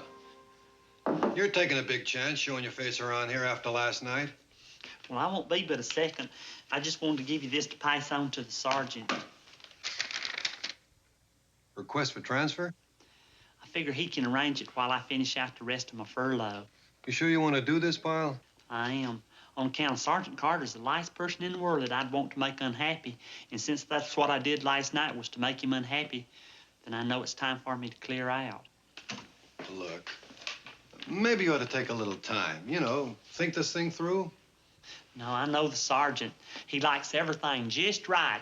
And if everything's just right for him without me around, then that's the way I want it.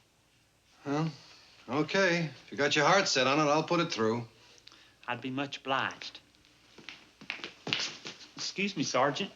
What are you doing here? Don't you know an orderly room's off limits to civilians?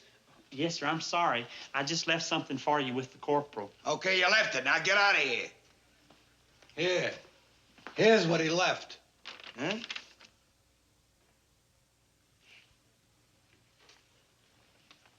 A transfer? Yeah. Beautiful. Beautiful. This is great. No, it's better than great. This is sensational. You mean you're going to approve it? You bet I am, like I never approved nothing before. Come on, let's put this thing in the works. Quick, quick, quick, before somebody benches me and wakes me up. Come on, let's go. All right, let's look alive. This is supposed to be an inspection, not a Boy Scout jamboree. Move it! Inspected! Cut!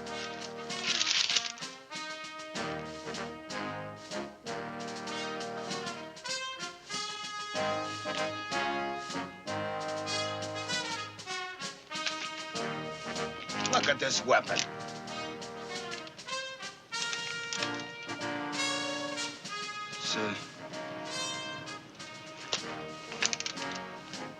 It's okay.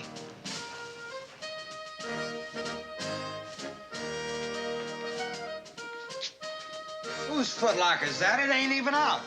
Well, whose is it? That's Pyle's footlocker, Sergeant. Oh.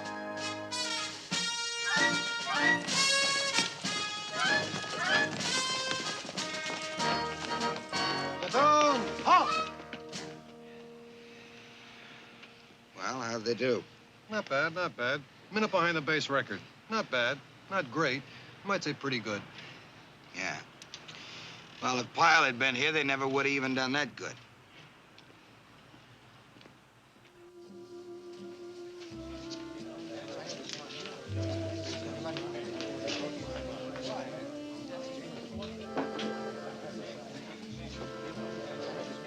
Talking about guys freezing. Remember that stunt Iron Pants Milliken pulled back at 53? The forced march in nothing but our skivvies? How could I forget? Remember that, Vince? What? The forced skivvy march back at 53. Yeah, I remember it. Well, it was 1955. No, you're wrong, Vince. It was 53. Definitely. Yeah, Vince, 53. Don't tell me. You're calling me a liar. I remember it. It was 1955. Come on, Vince. What's with you? Yeah, what are you yelling at us for? I'm not yelling. Am I yelling? If something's bugging you, don't take it out on us. That's what those bonehead privates are for. Are you telling me how to run my business? Well, somebody ought to. Maybe we ought to find a more peaceful table. It's getting a little too hard-nosed for me. Fine. That's just fine with me. Well, okay. Let's go.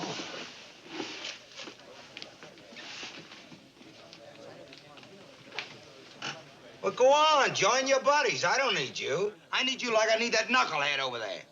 What's the matter with you, Vince? Are you deaf? I said I didn't need you. Look, Vince. Pyle's been gone almost a week already, but it just don't seem to make any difference. What are you getting at? Well, look at you. You're as jumpy as a cat. Okay, so I'm jumpy. So what? Well, it just don't make any sense. Figure it out for yourself. Now, Pyle's coming back from a furlough and he's transferring to another outfit. He'll be out of your hair for good. So? So, if anything should make you happy, that should, right? Well, I'll tell you what bugs me. Pyle came to me a raw-nosed recruit. I worked on him all through boot camp and after. I yelled myself hoarse getting him squared away. And now he's transferring out. Huh? That's gratitude. Well, I don't know. I never saw a guy who hated to leave an outfit as much as he did. Usually when a guy transfers, it's because he hates his sergeant. Excuse me, would you like something else? A couple of beers, maybe? I mean, they'd be on me. Kind of a farewell present, since I'll be clearing out tomorrow. No, we're fine, pal, but thanks anyway. Don't mention it. Don't mention it at all. Bye, Sergeant.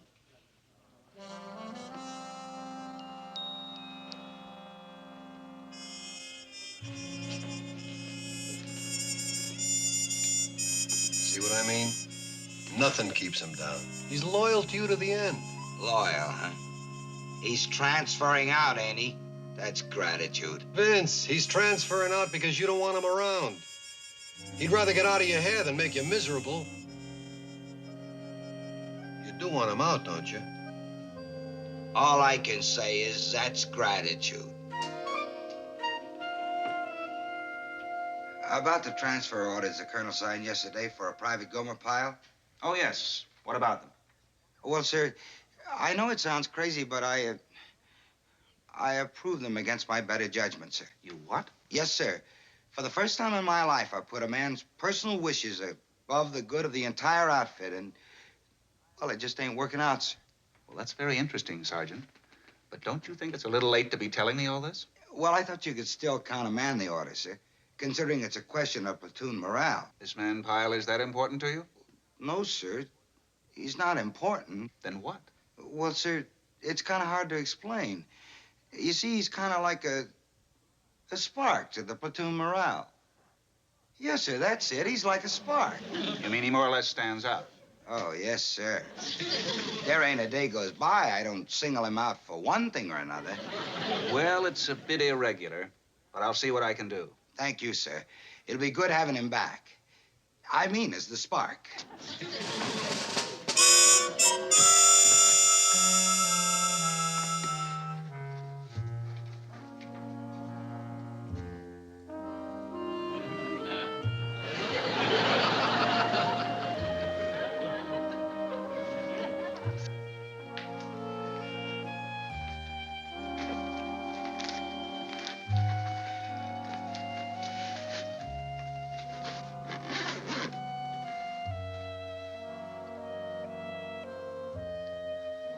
Those are my transfer papers, Sergeant. You didn't have to bother yourself bringing them over here. I was going to come and get them. No trouble at all, pal. Not that I don't appreciate you bringing them. I'm real glad you did. Gives me a chance to say goodbye for the last time. I got news for you, pal. You're not saying goodbye to nothing except these transfer papers. That's right, pal. Just like this, see? Into nice little pieces. You mean I ain't being transferred out? That's right, pal. Affirmative. You should know by now that nobody but nobody transfers out of my outfit unless I tell them to. You got that? I sure have. And I'm real glad to hear you say that, Sergeant. You know something? I never did want to transfer out. Knock it off and get that gear stowed away. I sure will. Since I ain't gonna be leaving it, Pyle, of all the knuckleheaded, pea-brain bird... I'm sorry, Sergeant. Pyle, you know what you did? I'll tell you what you did. You struck a non-commissioned officer. That's what you did. And that's the last straw. You hear me, Pyle? The last straw. Of all the knuckleheaded, bird-brained, pea-headed... Do you see those stripes on my arm, Pyle? Do you see them? Look at them real good, because you're going to see them from now until doomsday. Now, you listen to me, and you listen to me good. Since you came back from furlough, you've not done one thing right. Not one thing. But that's all gonna change now. Do you hear me? Yes, sir, Sergeant. I hear you real good. You don't slur a bit like a lot of platoon leaders. Every word's loud and crisp. Sergeant, thank you. Thank you? For what? Well, thank you for the kind of time and trouble you take with me. Nobody except a real good friend would do that. Friend? Friend? Well, I'm not your friend. I've never been your friend. I am your enemy, Pyle, your enemy. We are at war, you and me, and I'm gonna make sure you never forget it. You hear me? Yes, sir, Sergeant. I know just what's on your mind. Being a sergeant, you got to keep a respectable distance between you and just a plain old PFC. All feeling of kinship aside. And don't think I don't respect you for it either, Sergeant. Oh, shut up, Pyle, and get out of here. Moving on the double. You got exactly 1 minute to get back to that barracks and GI that deck. Now, you get out of here and move it. Yes, sir. And, Sergeant, don't you even bother counting, because I'm going to be there. Well, come on, move it. Cut out the gap. Well, come on, let's go. Move, move, move, move, move, move. All right, fellas. How about a couple of beers? Well, sure. Sounds good to me. How's everything going, Vince? Oh, fine, fine. Things couldn't be better. Except that guy, Pyle. I don't know what I'm gonna do with him. You want to hear what he did today? You won't believe it.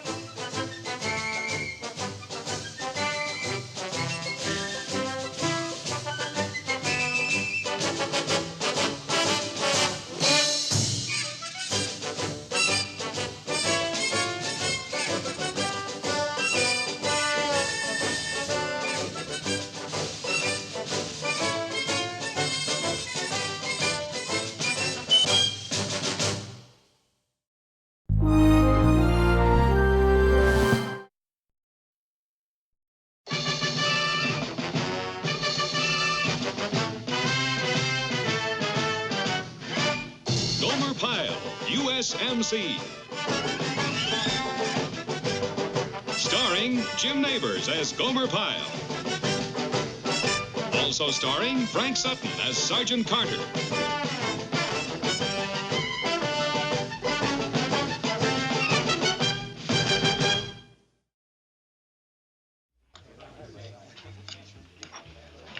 How do you do it, Gomer? Do what? Well, what kind of combination is that? Chili beans and a chocolate soda. It's delicious. You see, the chili beans is kind of tingly, and the soda's real creamy and smooth. It's been one of my favorite combinations since I was a boy. You know, someday they're going to call out the demolition squad for you because you're going to blow up like a bomb. Oh, Frankie. It's cold. That's what's wrong with it. What did you do? Let it sit out in the kitchen for 10 minutes before you brought it out? I brought it to you hot. It's not my fault you let it get cold. Then whose fault is it that I don't have a napkin? And my water glass has been empty for the last 10 minutes. Listen, sweetheart, I got news for you. You got a lot to learn about waiting on tables. Well, Sergeant Henchley, there are a dozen other restaurants you can go to if you don't like this one. And it won't hurt my feelings one bit if you leave.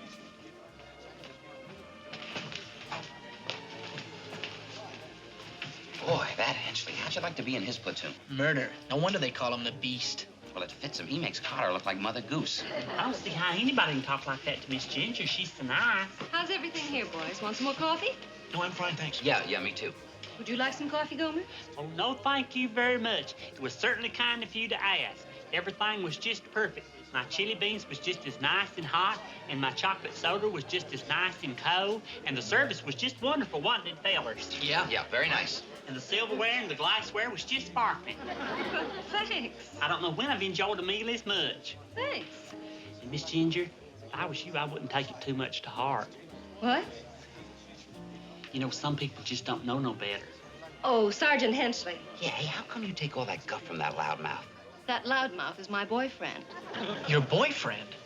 You mean you go steady with the Beast? Oh, that's all right. I know they call him that. Well, he sure doesn't talk to you like he was your sweetheart. Oh, he sounds off a lot. I guess he's just practicing up for the day when we get married. Ah, that does it. I've had it. Ginger, come here. Now, what's the matter? Well, I just want to tell you that you're betting 1,000, sweetheart. The steak was tough, the soup was cold, the salad was soggy, and the coffee was boiled. Well, I didn't know you were such a gourmet. I'm getting out of here. I mean, this place is ridiculous. You know, eating here is like playing Russian roulette. I'm going. Well, go. Go. All right, I will.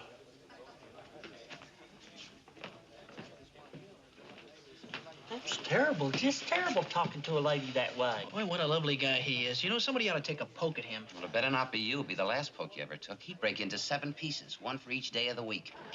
Well, what do you say we get out of here and head back for the base? All right, let's go. Come on, Gomer, you ready?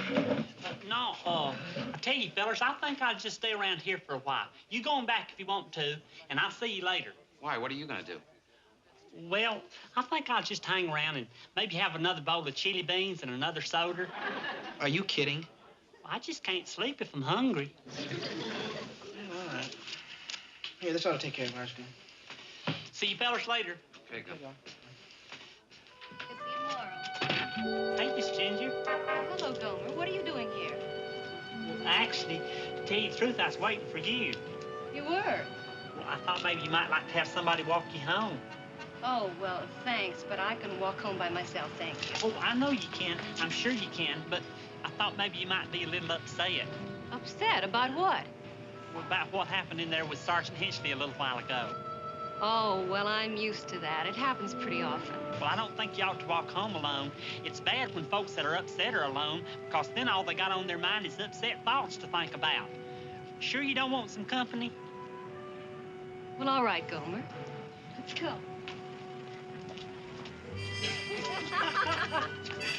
Poor thing, she was so fat that one time she went to make a phone call and she got stuck in the booth and couldn't get out. Oh, that's awful. What did she do? Well, she screamed for somebody to give her another dime and she called the fire department. She was fat, but she sure had a head on her shoulders. Well, this is it. And Gomer, I really enjoyed the walk. You mean you're feeling better now? Oh, yes, much better. Well, I'm sure glad to hear that. Gomer, you know something? You're really a very nice person. You mean 'cause I walked you home? Shoot, that was my pleasure. And I just want to say that anytime that you're feeling down and don't want to be alone, you just let me know. Well, thanks. Maybe I'll do that. Well, I really appreciate it. Good night. night, Ginger.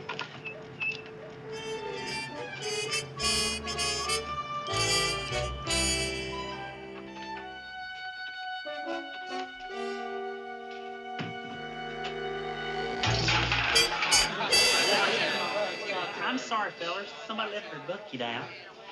I'm sorry.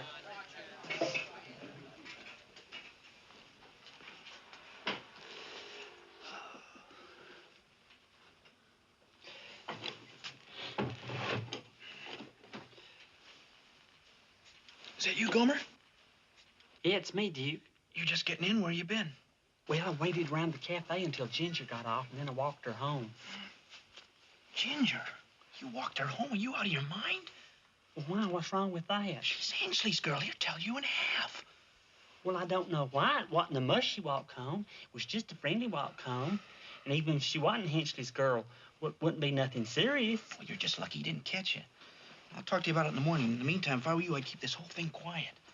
Well, it was just a friendly act, is all. Gomer, I'm trying to tell you, she's Hensley's girl. You heard him tonight. You know why they call him the Beast? You know what he can do to you? Well, what can he do to me? He can kill you. That's what he can do to you. Now, I'm warning you. Be quiet and stay away from her. Be quiet. I said I'm sorry. It was just a friendly act, is all.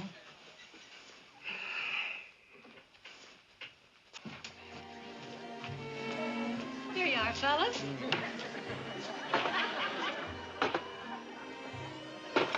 What did he order? A chocolate sundae, the same thing we ordered. Well, the ice cream was hard when I made yours, but it softened up when I made his. Golly, you all got little bitty sundaes, didn't you? You want part of mine? No thanks, Gomer. We hate soft ice cream. Let's get our checks and get out of here, okay? Ginger? Ginger, can we have our checks, please? Sure. One chocolate sundae, 45 cents. One chocolate sundae, 45 cents. Wait a minute. Where's his check? Oh, his is on the house. Huh? Gomer was our 100th customer today. Congratulations, Gomer. Golly, ain't that lucky, fellers? Yeah. Yeah. Yeah, one of my favorite people. Hope you don't behave as badly as you done last night. Hello, Arthur. Tip me off, sweetheart. What's gonna be bad tonight? The food or the service? Arthur, don't start that. Why? Did anything change? It was rotten last night. It's gonna be rotten again tonight. Then why did you come back? I thought I'd give this dump another shot. You know, best out of 3. Arthur, you know something? I found out something about you. Yeah, what's that? You're crude. Crude. I found out that all people don't have to act the way you act, that some people can be gentlemen. You're crude. What do you mean? I found out something else, Arthur. The way you treat me, you upset me an awful lot. Take last night, for instance. You know what I would have done last night after what you did? I would have gone home and cried myself to sleep. But last night was different. I found out that some people can be kind and gentle and understand how a girl feels. They don't have to be crude. You're crude. What are you talking about? I'm talking about how you don't have to wait around for me till I finish tonight. Huh? And you can forget about tomorrow night, too, while you're at it. Maybe you'll learn how not to talk so fresh to me. Are you kidding? No, I'm not kidding. Here. And we're all out of the veal goulash. Gomer. Hey, Miss Ginger. Gomer. Remember what you said last night about if I ever felt low and needed company to call on you? Oh, yes, ma'am, I sure do. Well, I was wondering, would you like to take me to a movie tomorrow night? Me? Well, I'd be glad to. Hey, there's a Hercules movie on. Would you like to see that? Oh, I'd love to. Well, good. You really ought to go with somebody. On account of nobody ought to see a Hercules movie alone. Fine. You can pick me up around 7:30. I get off early tomorrow night. Wait a minute. Gomer, aren't you on guard duty tomorrow night? And you have KP, Gomer. You're going to be all tied up. Oh, no, not me, fellers. I'm free as a bird. Good. I'll see you tomorrow night, Gomer. Gomer, what's the matter with you? She's Hensley's girl. What are you trying to do? Well, I'm not trying to do nothing except be friendly to somebody that needs a friend. What's wrong with that?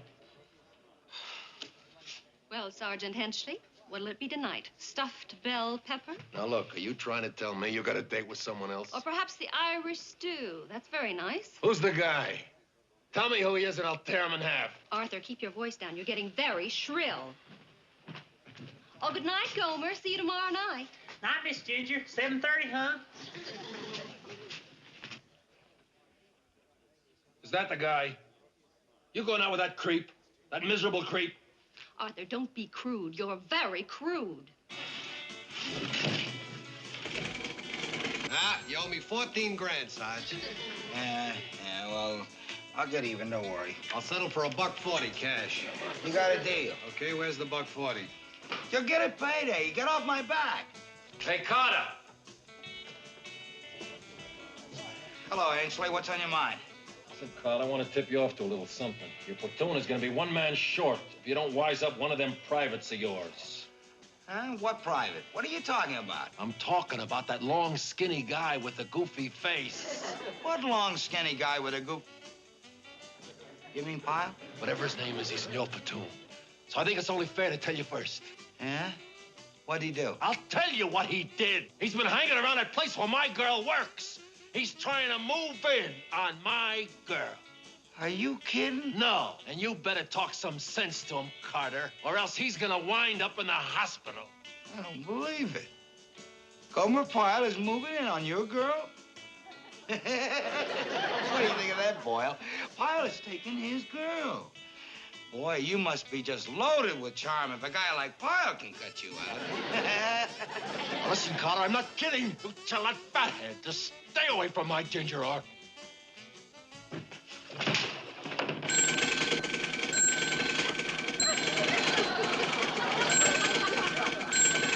I think he saw her. And boy, I sure wouldn't want to be the guy he was saw at. What do you think of that, Boyle? Gomer Pyle is moving in on the beast. I don't believe it. Listen, you better warn Pyle. That guy's liable to kill him. Yeah. Pyle could get killed, and Hensley could get busted for killing him, and there could be happiness here for everybody. But on the other hand, I am Pyle's sergeant. You know, Boyle, it's a complicated world. A complicated world.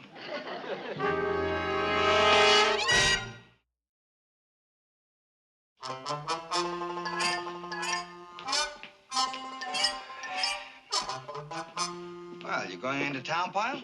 Right, Sergeant. I'm going to the movie. You wouldn't happen to be going with a cute little waitress that works at the Bluebird Cafe by the name of Ginger? Well, Sergeant, how'd you know? Never mind. Now, look, Pyle, what you do off the base is your own business, understand? I don't like to interfere. But on the other hand, as your sergeant, it's my duty to keep you from getting killed or seriously injured, right? Right, Sergeant. Moving in on another guy's girl can be dangerous, especially when the guy's Hensley. He could rip you to shreds. Moving in? But, Sergeant, I ain't moving in on nobody. I'm just taking Miss Ginger to the movies because she asked me as a friend. Look, Pyle, I don't care who, where, or why. I'm just telling you what Hensley told me. Now, stay away from him. But can he do that, Sergeant? Can he do what? Can he give you orders? Who? Sergeant Hensley, can he tell you to tell me what to do? Well, no, of course not. I'm just telling you, if you want to stay healthy, stop muscling in on his girl. Muscling in, but I'm not muscling in on anybody. You see, it all started the other night when Miss Ginger got upset because Sergeant Hensley talked mean to her. I walked her home and told her if she ever needed a friend, she could count on me. You do the same thing, wouldn't you, Sergeant? Well, I could. But if Sergeant Hensley gave you an order to give to me, then I don't rightly know what to do. He didn't give me an order. I don't take orders from Sergeant Hensley. But you just said that Sergeant Hensley told you to tell me... He can't tell me to do anything. And he can't tell me to tell you to do anything. But he did. He just... Look, Pyle, you come with me. Where are we going? We're going over to see Sergeant Hensley. Now, come on.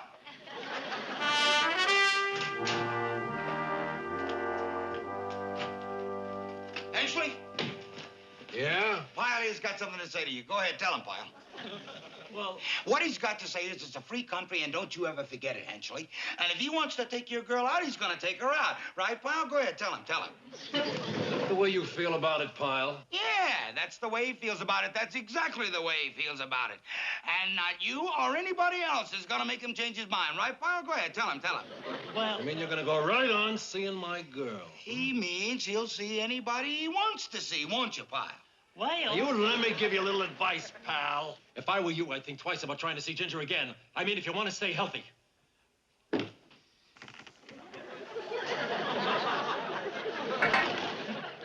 You think you can scare him, Henchley? If you do, you got another thing coming.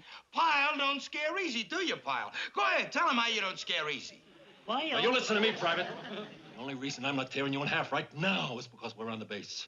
But let me warn you. That could be your head, Pyle. Well, if you think you can make him back down, forget it. He just ain't made that way. And remember, Pyle is gonna go where he wants to go, do what he wants to do, and see who he wants to see. Right, Pyle? Come on.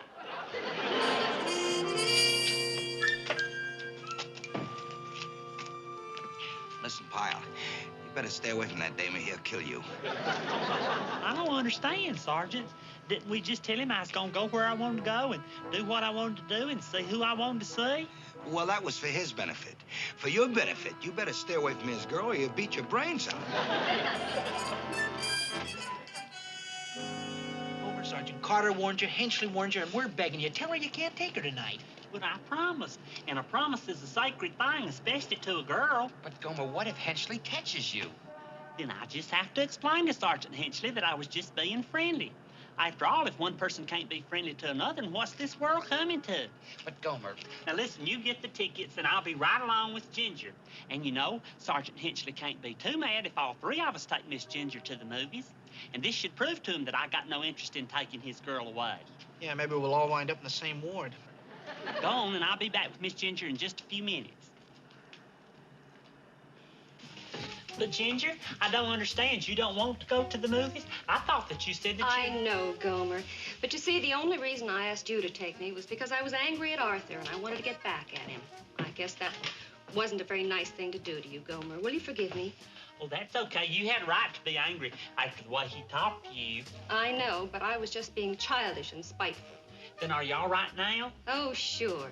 You go along with your friends. Don't worry about me. Are you sure now? Uh-huh. If I know Arthur, he'll be along in a little while, and he'll shuffle and mumble around, and pretty soon we'll wind up at the movies just like we were going to in the first place. It's happened before. Well, that sure makes me feel a whole lot better, knowing that you two are going to get back together. Gomer, you are sweet. Thank you for being there when I needed you.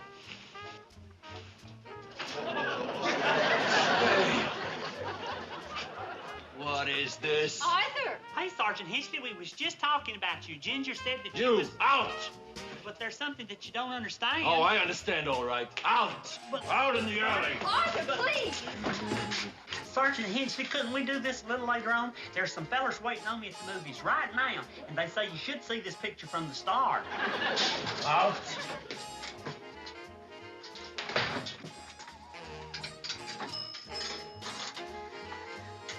Operator, I want the police.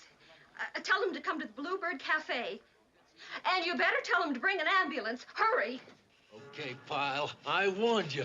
Well, Sergeant Henchley, if you really want to fight, I guess I'll just have to do the best I can, but there's something you ought to know first. Yeah, just put your hands up.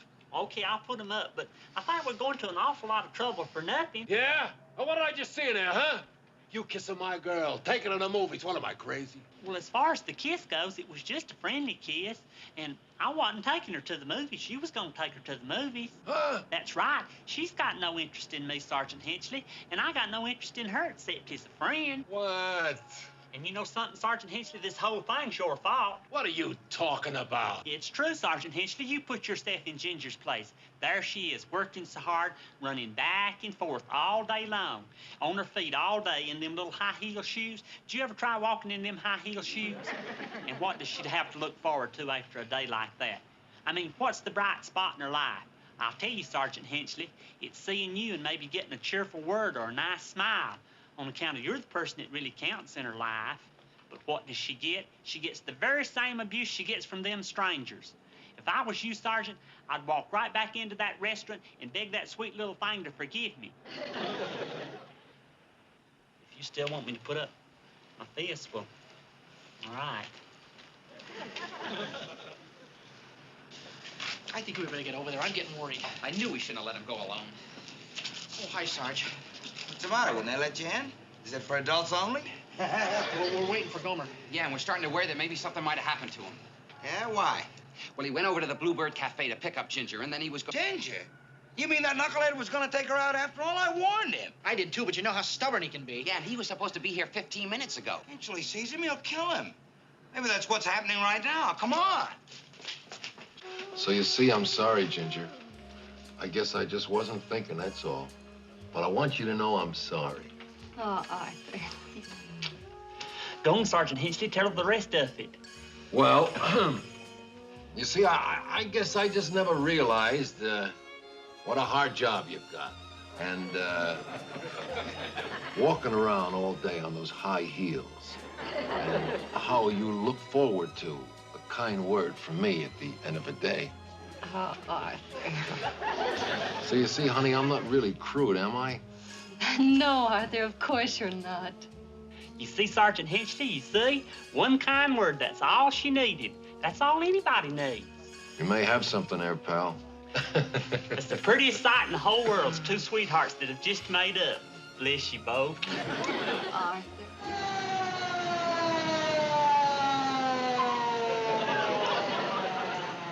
Hey, what's that? Maybe something happened. Oh, no, I'm sure it's nothing. You boys just sit here. I'll get you some coffee. Hey, Sergeant Hinchley, you know what I'm gonna do? I'm gonna go call Sergeant Carter on account of he thought that you'd be angry. I just want to tell him how nice everything turned out. Okay, pal.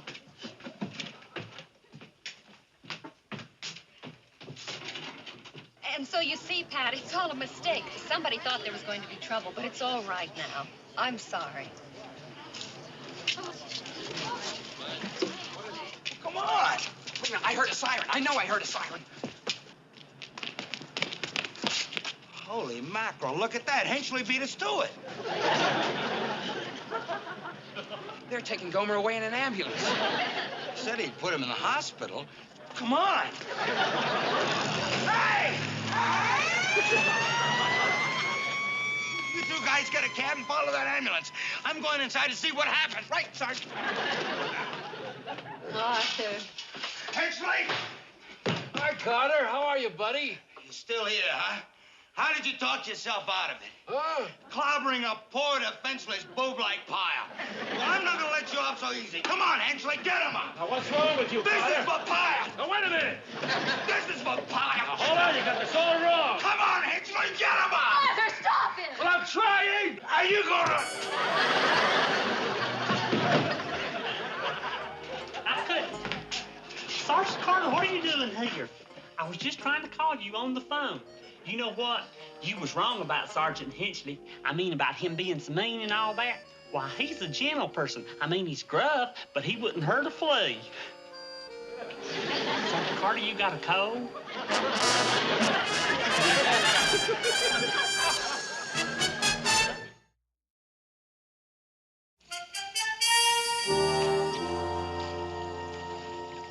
Aren't you done with that yet, Pyle? I just won't get this little speck off the windshield here, Sergeant.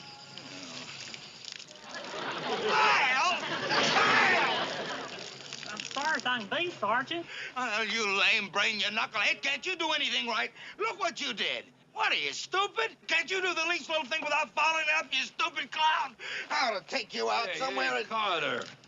Huh? I'm surprised at you. You of all people, what's the matter with you? How can you be so thoughtless? Huh? What are you talking about? You see what that big goof did to me? Yeah, but he's got a hard job too, you know. On his feet all day in those heavy marine shoes. And what has he got to look forward to, huh? What's the bright spot of his day? Why, when his sergeant comes up to him and gives him a kind word and a smile. And what does he get from you? Abuse.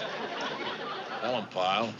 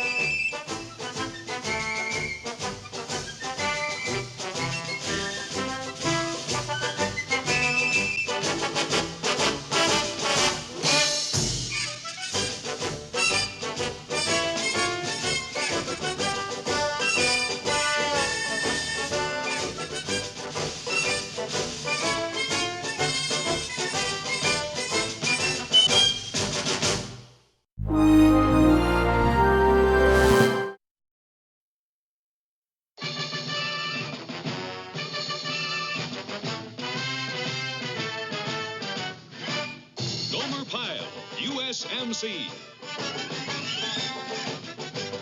Starring Jim Neighbors as Gomer Pyle. Also starring Frank Sutton as Sergeant Carter.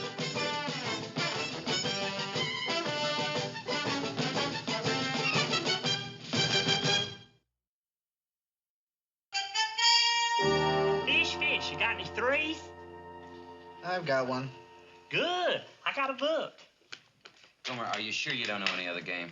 I know how to play old maid, but you have to have special cards for that. You need the rabbits and the fireman.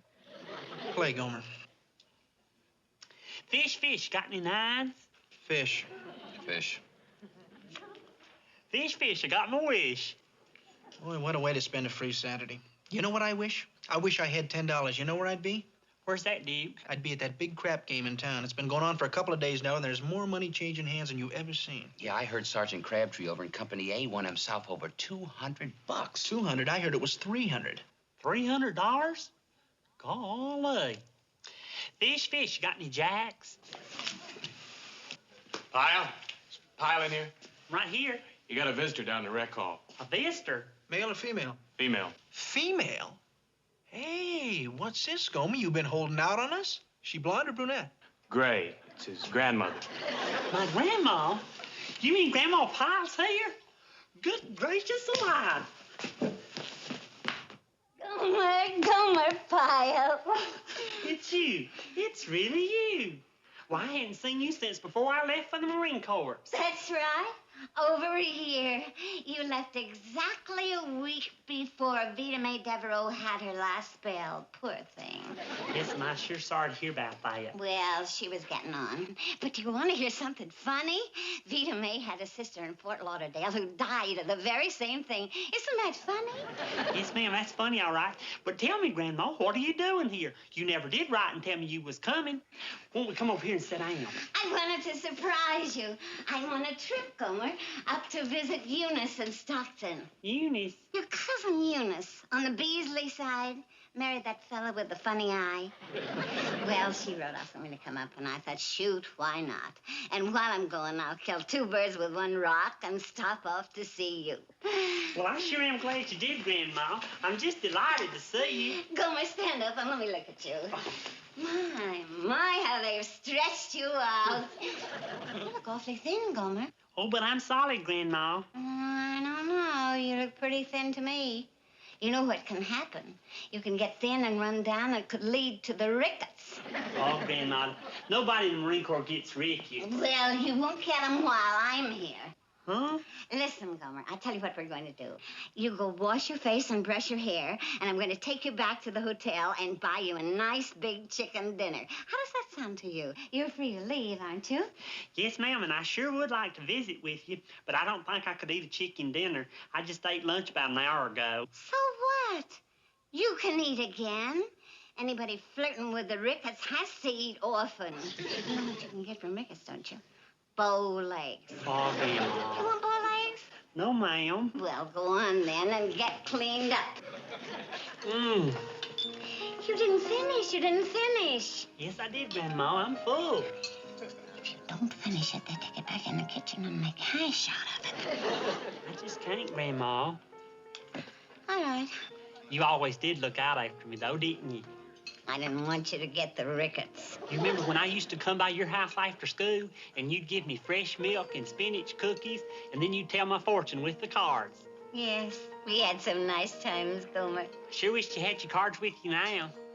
What makes you think I don't? You mean you do? Right here in my purse. Well, I'll be. You want me to tell your fortune now, Sonny? Well, golly, be just like old times. All right. What's that? Oh, that's just some slippery elm for gum trouble. And, possum hair for the joint. Oh, here they are. I ain't been using these much lately, since so many of the young folks moved away. It's mostly young folks like to have their fortunes told. God, if I had some milk and some spinach cookies, why, it'd be just like old times. All right, here we go. Now, keep your eye on the jack of spades, Gomer. That's you. Well, didn't I used to be the jack of clubs? Did you? Okay, then. Keep your eye on the jack of clubs.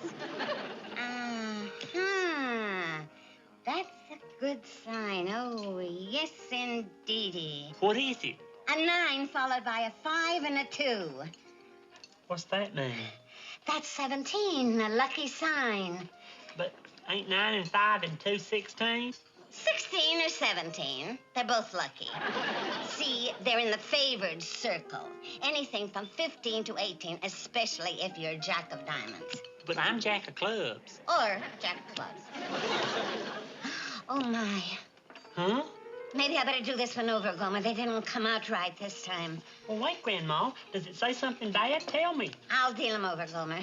No. If something bad's gonna happen, you better tell me. It's best that I know. Well, maybe you're right. Maybe you should know. But I don't know if it'll do any good. What is it? Gomer, something bad is going to happen to somebody close to you. Someone near and dear to your heart. Oh, no. Hope nothing's gonna happen to you, Grandma. Oh, it probably won't be me, Gomer. I'm pretty well protected by my charms. It's somebody else close to you. Who else is close to you? Somebody here in the Marine Corps? Well, there's Sergeant Carter. Gosh, I hope it's not Sergeant Carter. Well, it don't say who it is, but that isn't the worst of it. It's not? No. The worst of it is, whatever's going to happen to your friend is going to be your fault. My fault? What is this? A barracks or a pig pen? It's really hard to tell. I see Marines, but then again, it might be just pigs in Marine uniforms. Did I hear anyone say oink? Did you say oink, Miller? Did you say oink, Dobrowski? Huh? All right, I'll give you guys exactly 15 minutes. What's this?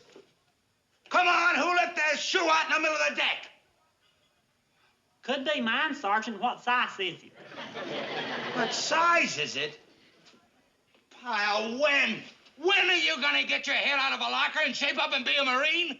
I've been lenient with you, Pyle. I've been very lenient. But I'm only human. I'm not made out of steel. When you joined the Marines, you came in a knucklehead, and you've been going downhill ever since. I've had it with you, Pyle. Do you know what I'm gonna have to do, you knucklehead?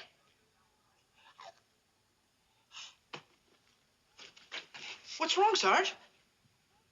I can't talk. I've lost my voice. What? Do you guys realize what's happened? The Sarge lost his voice. And do you know who made him lose his voice? Yeah, hey, Gomer, nice work. The sergeant lost his voice, and it's all due to you. Oh, my. Grandma Pyle told me something like this gonna happen, and it did, just like the card said. What? Nothing. Oh, my good gracious. What is it, Doc? Well, it's not too serious, Sergeant. You've, strained your vocal cords. What have you been doing, Sergeant? Screaming a lot lately? Why do you do that, Sergeant? I thought after boot camp you cut down on your yelling. I got this knucklehead that's... Now, don't try to use your voice. You've overdone that already. Now, there's only one thing that's going to cure this. That's complete rest for 24 hours. Sergeant, I don't want you to say one single word until tomorrow. No talking, no whispering, nothing. Is that clear? Good. I'll talk to you tomorrow. Nothing.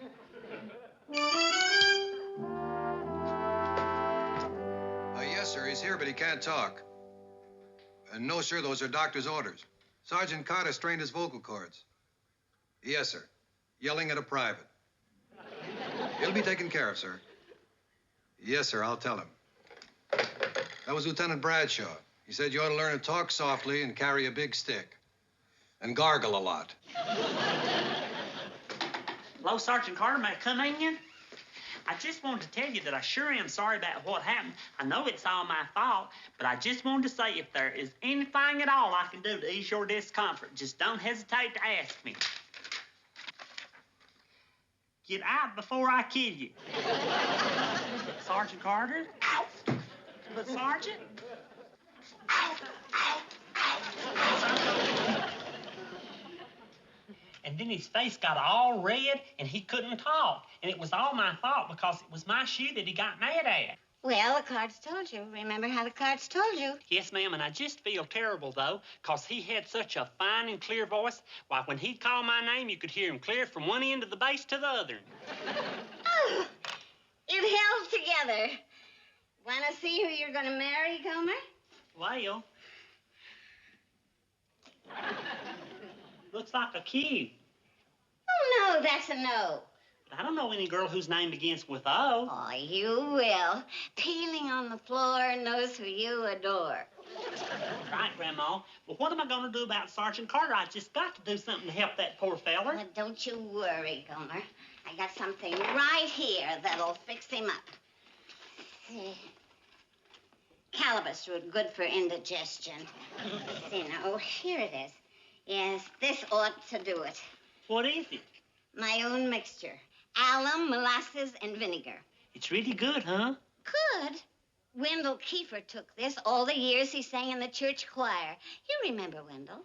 He always had a bottle in his back pocket. Okay, I'll see if I can't get him to take some. Oh, sure, that'll do it. Just get one spoonful into him, and it'll make him feel as good as new. Thank you, Grandma. I'll do that. I'll call you tomorrow.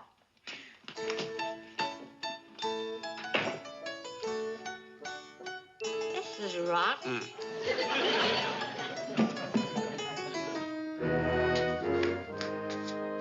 Corporal Ball, is Sergeant Carter around this morning? No, he's in his bunk taking it easy. Doctor's orders. What do you want? Well, can he talk yet? No, not a word. Then I wonder if you'd do me a favor, Corporal. Would you give this medicine to Sergeant Carter and ask him to take a spoonful of it? Well, what is it? Well, it's a remedy my grandma gave me. She's practically a miracle worker when it comes to things like this, and she said it'd fix the sergeant right up. Pyle, are you kidding? Sergeant Carter wouldn't take any home remedies, especially if it came from you. What's that? He's banging his shoe. 3 bangs. He wants his coffee. But this'd do him so much good. Maybe you could convince him. Forget it, Pyle. He wouldn't take any of your grandmother's medicines, and I wouldn't suggest it for $1 million. But back home, Grandma Pyle's practically a doctor. Forget it. No cream.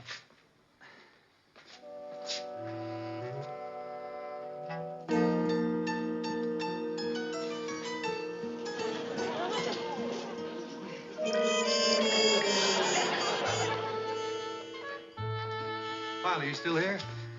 I was just going. Good. Well, give Sergeant Carter my best and tell him the love of the whole platoon is with him.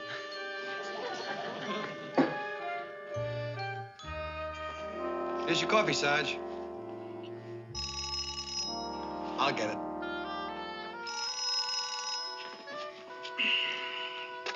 Hello? Sergeant Carter's office. B Company.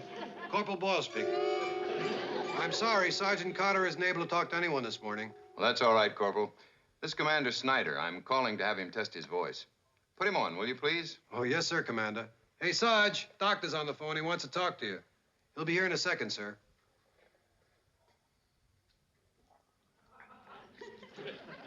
Here he is now, sir. Sergeant Carter, it's been 24 hours since you've used your voice, and I think you ought to try it. Now, don't raise your voice at all. Just take it easy and speak to me. Hello, Doctor. Doctor! Doctor! Doctor! Doctor! Doctor! Doctor! Doc! Doc! Huh. I've never seen anything like this before. Your whole throat seems to have puckered up like an apricot. Oh, it's nothing serious, Sergeant. It's probably just something you ate or drank. As a matter of fact, the strain is entirely gone, oddly enough. And your voice is back. I see no reason why you can't go back to work. Back to work? With this voice? The men had laughed their heads off. Yes, I see what you mean. Well, then, just continue to take it easy. In a day or so, it'll return to normal. Are you sure? Yes, I'm sure. Of course, if it doesn't, you can always join the Vienna Boys Choir. Well, he's in sick bay. That's all I can tell you. Maybe he's getting his throat sprayed. Well, is it all right if I wait here for him? I wanted to find out what the doctor said. Hey, Sergeant, we was just talking about you. But I wanted to find out what the doctor said. Pyle, I think you better go. Well, all right. But first, can you tell me if you can talk? You mean you can't? Well, I thought sure you'd be able to after you had some of Grandma's remedy. What? What are you talking about, Pyle? What does that mean? After he took some of Grandma's remedy. Well, it didn't work, so there ain't no point in talking about it. Well, come on, Pyle. Let's hear it. Corporal Boyle said that you wouldn't take it willingly, so I took the liberty of slipping a little in your coffee this morning. Did you notice that your coffee tasted a little funny? Boyle. Well, it wasn't nothing harmful. It was just some vinegar and alum and molasses. You put that stuff in my coffee? Where's Pete? It's back. He got his voice back. It's back. You lame brain. You numbskull. Ow, ow, ow, ow, ow, ow, ow, ow. I'll get you for this. You see, Gomer, I told you his voice would come back. But his voice sure is high, Grandma. Why is it so high? How high is it? Well, it's not even like a talking voice. It's more like a singing voice. You remember little Rosemary Pickett back home when she'd hurt herself? Well, it's kind of like that. It's like Wendell Kiefer. He had a beautiful voice after one good dose. In fact, some folks thought he sounded like a boy soprano. That's what they said. He sounded like a 56-year-old boy soprano. Well, the sergeant sure is high. Well, that's right. That's the way it's supposed to be. Later on, it'll come down. Well, high or low, it sure is good to hear his voice again, and it's all because of you. Oh, it's nothing, Gomer, nothing. Have you finished with your tea, Gomer? Yes, ma'am, and it sure was good. Thank you. I guess I better be getting back to the base now. Oh, Gomer, wait a minute. What's the matter? Your tea leaves, the way they're arranged. You stay here, Gomer. You can't leave this room. What's wrong? There's danger lurking. There's danger for anyone who's Taurus the bull. And you're Taurus, ain't you, April the 26th? No, ma'am, not me, Grandma. My birthday's February 26th. Pisces. Thank goodness. Because these leaves tell there's terrible danger today for anyone who's Taurus the bull. You know anyone who's Taurus the bull? Anyone born in May? Well, there's my sergeant. Sergeant Carter, he was born May 4th. May 4th. Gomer, are you sure? Yes, ma'am. Why? Sergeant Carter is the bull. Really? He's Taurus the bull? He's as Taurus as you can get. Holy. Gomer, you better warn him. Tell him to stay right where he is, because if he don't... Sarge, we gotta find some place for you to relax. Now, you need... Hey, I got a great idea. Why don't you go to that crap game in town, huh? Did you hear about that, Vince? Sergeant Crabtree won over $400. You want me to bet with this voice? You want me to say, shoot, I got you faded? Come on, little Joe from Kokomo. With this voice, they'll laugh me out of there. You don't have to talk, Vince. All you have to do is shake the dice and throw your money out. Vince, you need something to take your mind off things. Hey, maybe you'll win a potful besides. Wouldn't that be something? Without saying a word, you come home the big winner? What do you say? Come on, it'll do you good. Win or lose, it'll do you good. Attaboy, Sarge. Go get dressed and go. Anybody ask any questions, tell him he got laryngitis and can't talk. Yeah. Good, Sarge, good.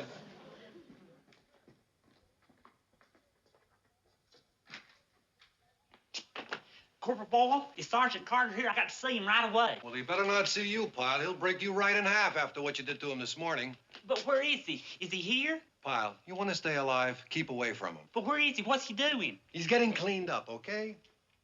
What for? Why is he getting cleaned up? Because he's going into town, Pyle, if that's all right with you. Oh, no, he is? But he can't do that yet. Pyle, you better get out of here. If he sees you, he's going to blow a fuse. Oh, my.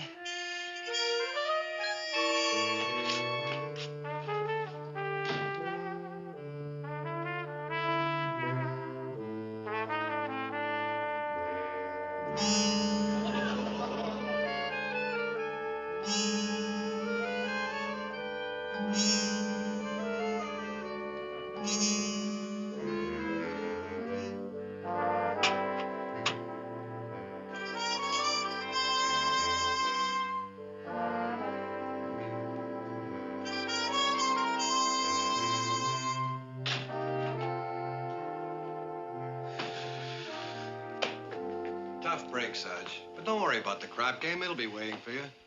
They've been playing for 3 days.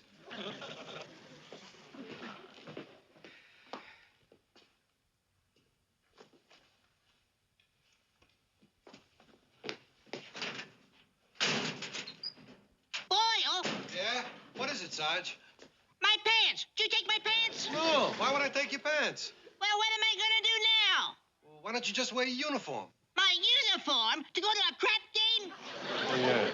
I tell you what, Sarge, borrow a pair of mine. A pair of yours? All set, huh, Sarge? That wasn't so bad, was it? Just go into town and don't worry about a thing. Who's gonna see your pants under a craft table? Yeah, swell.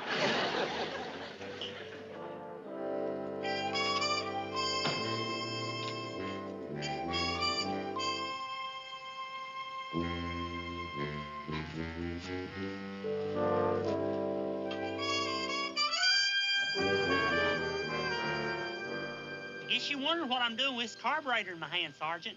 But I can explain everything.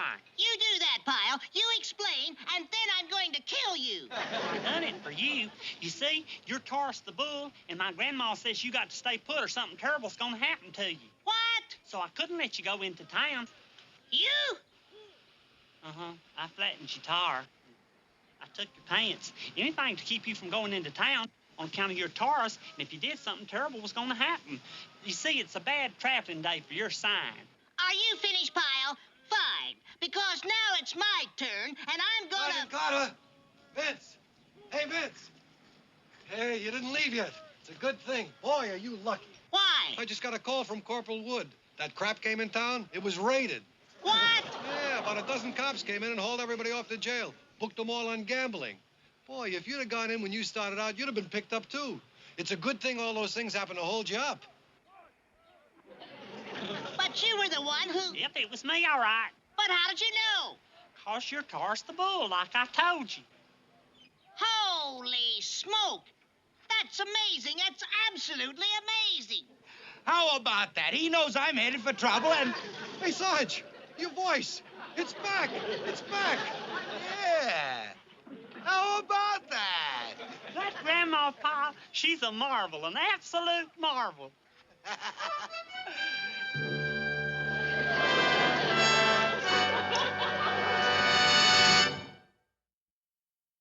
Well, it sure is a pleasure meeting you, Grandma Pyle. Thank you. I don't mind telling you, you practically saved my life. I'm happy it worked out the way it did. I know Gomer thinks a lot of you. He was sure anxious to protect you. Sergeant Carter told me he used to never believe in things like fortune telling and good luck charms. But you sure changed your mind now, hadn't you, Sergeant? Well, what can I say? Look what it did for me. Well, I'm going to be leaving this afternoon, so I just wanted you boys to have these. What's that? Hawk's toes. You wear these around your neck, and you don't ever have to worry about having neuralgia, arthritis, pleurisy, influenza, or the grip. Hawk's toes? Here's one for you, Gomer. Well, thank you, Grandma. And here's one for you. Thank you. Oh, I'm sorry. What's wrong? I think I threw my back out. What about the hawk's toes, Grandma? Well, that's the only thing it doesn't cover, a thrown-out back.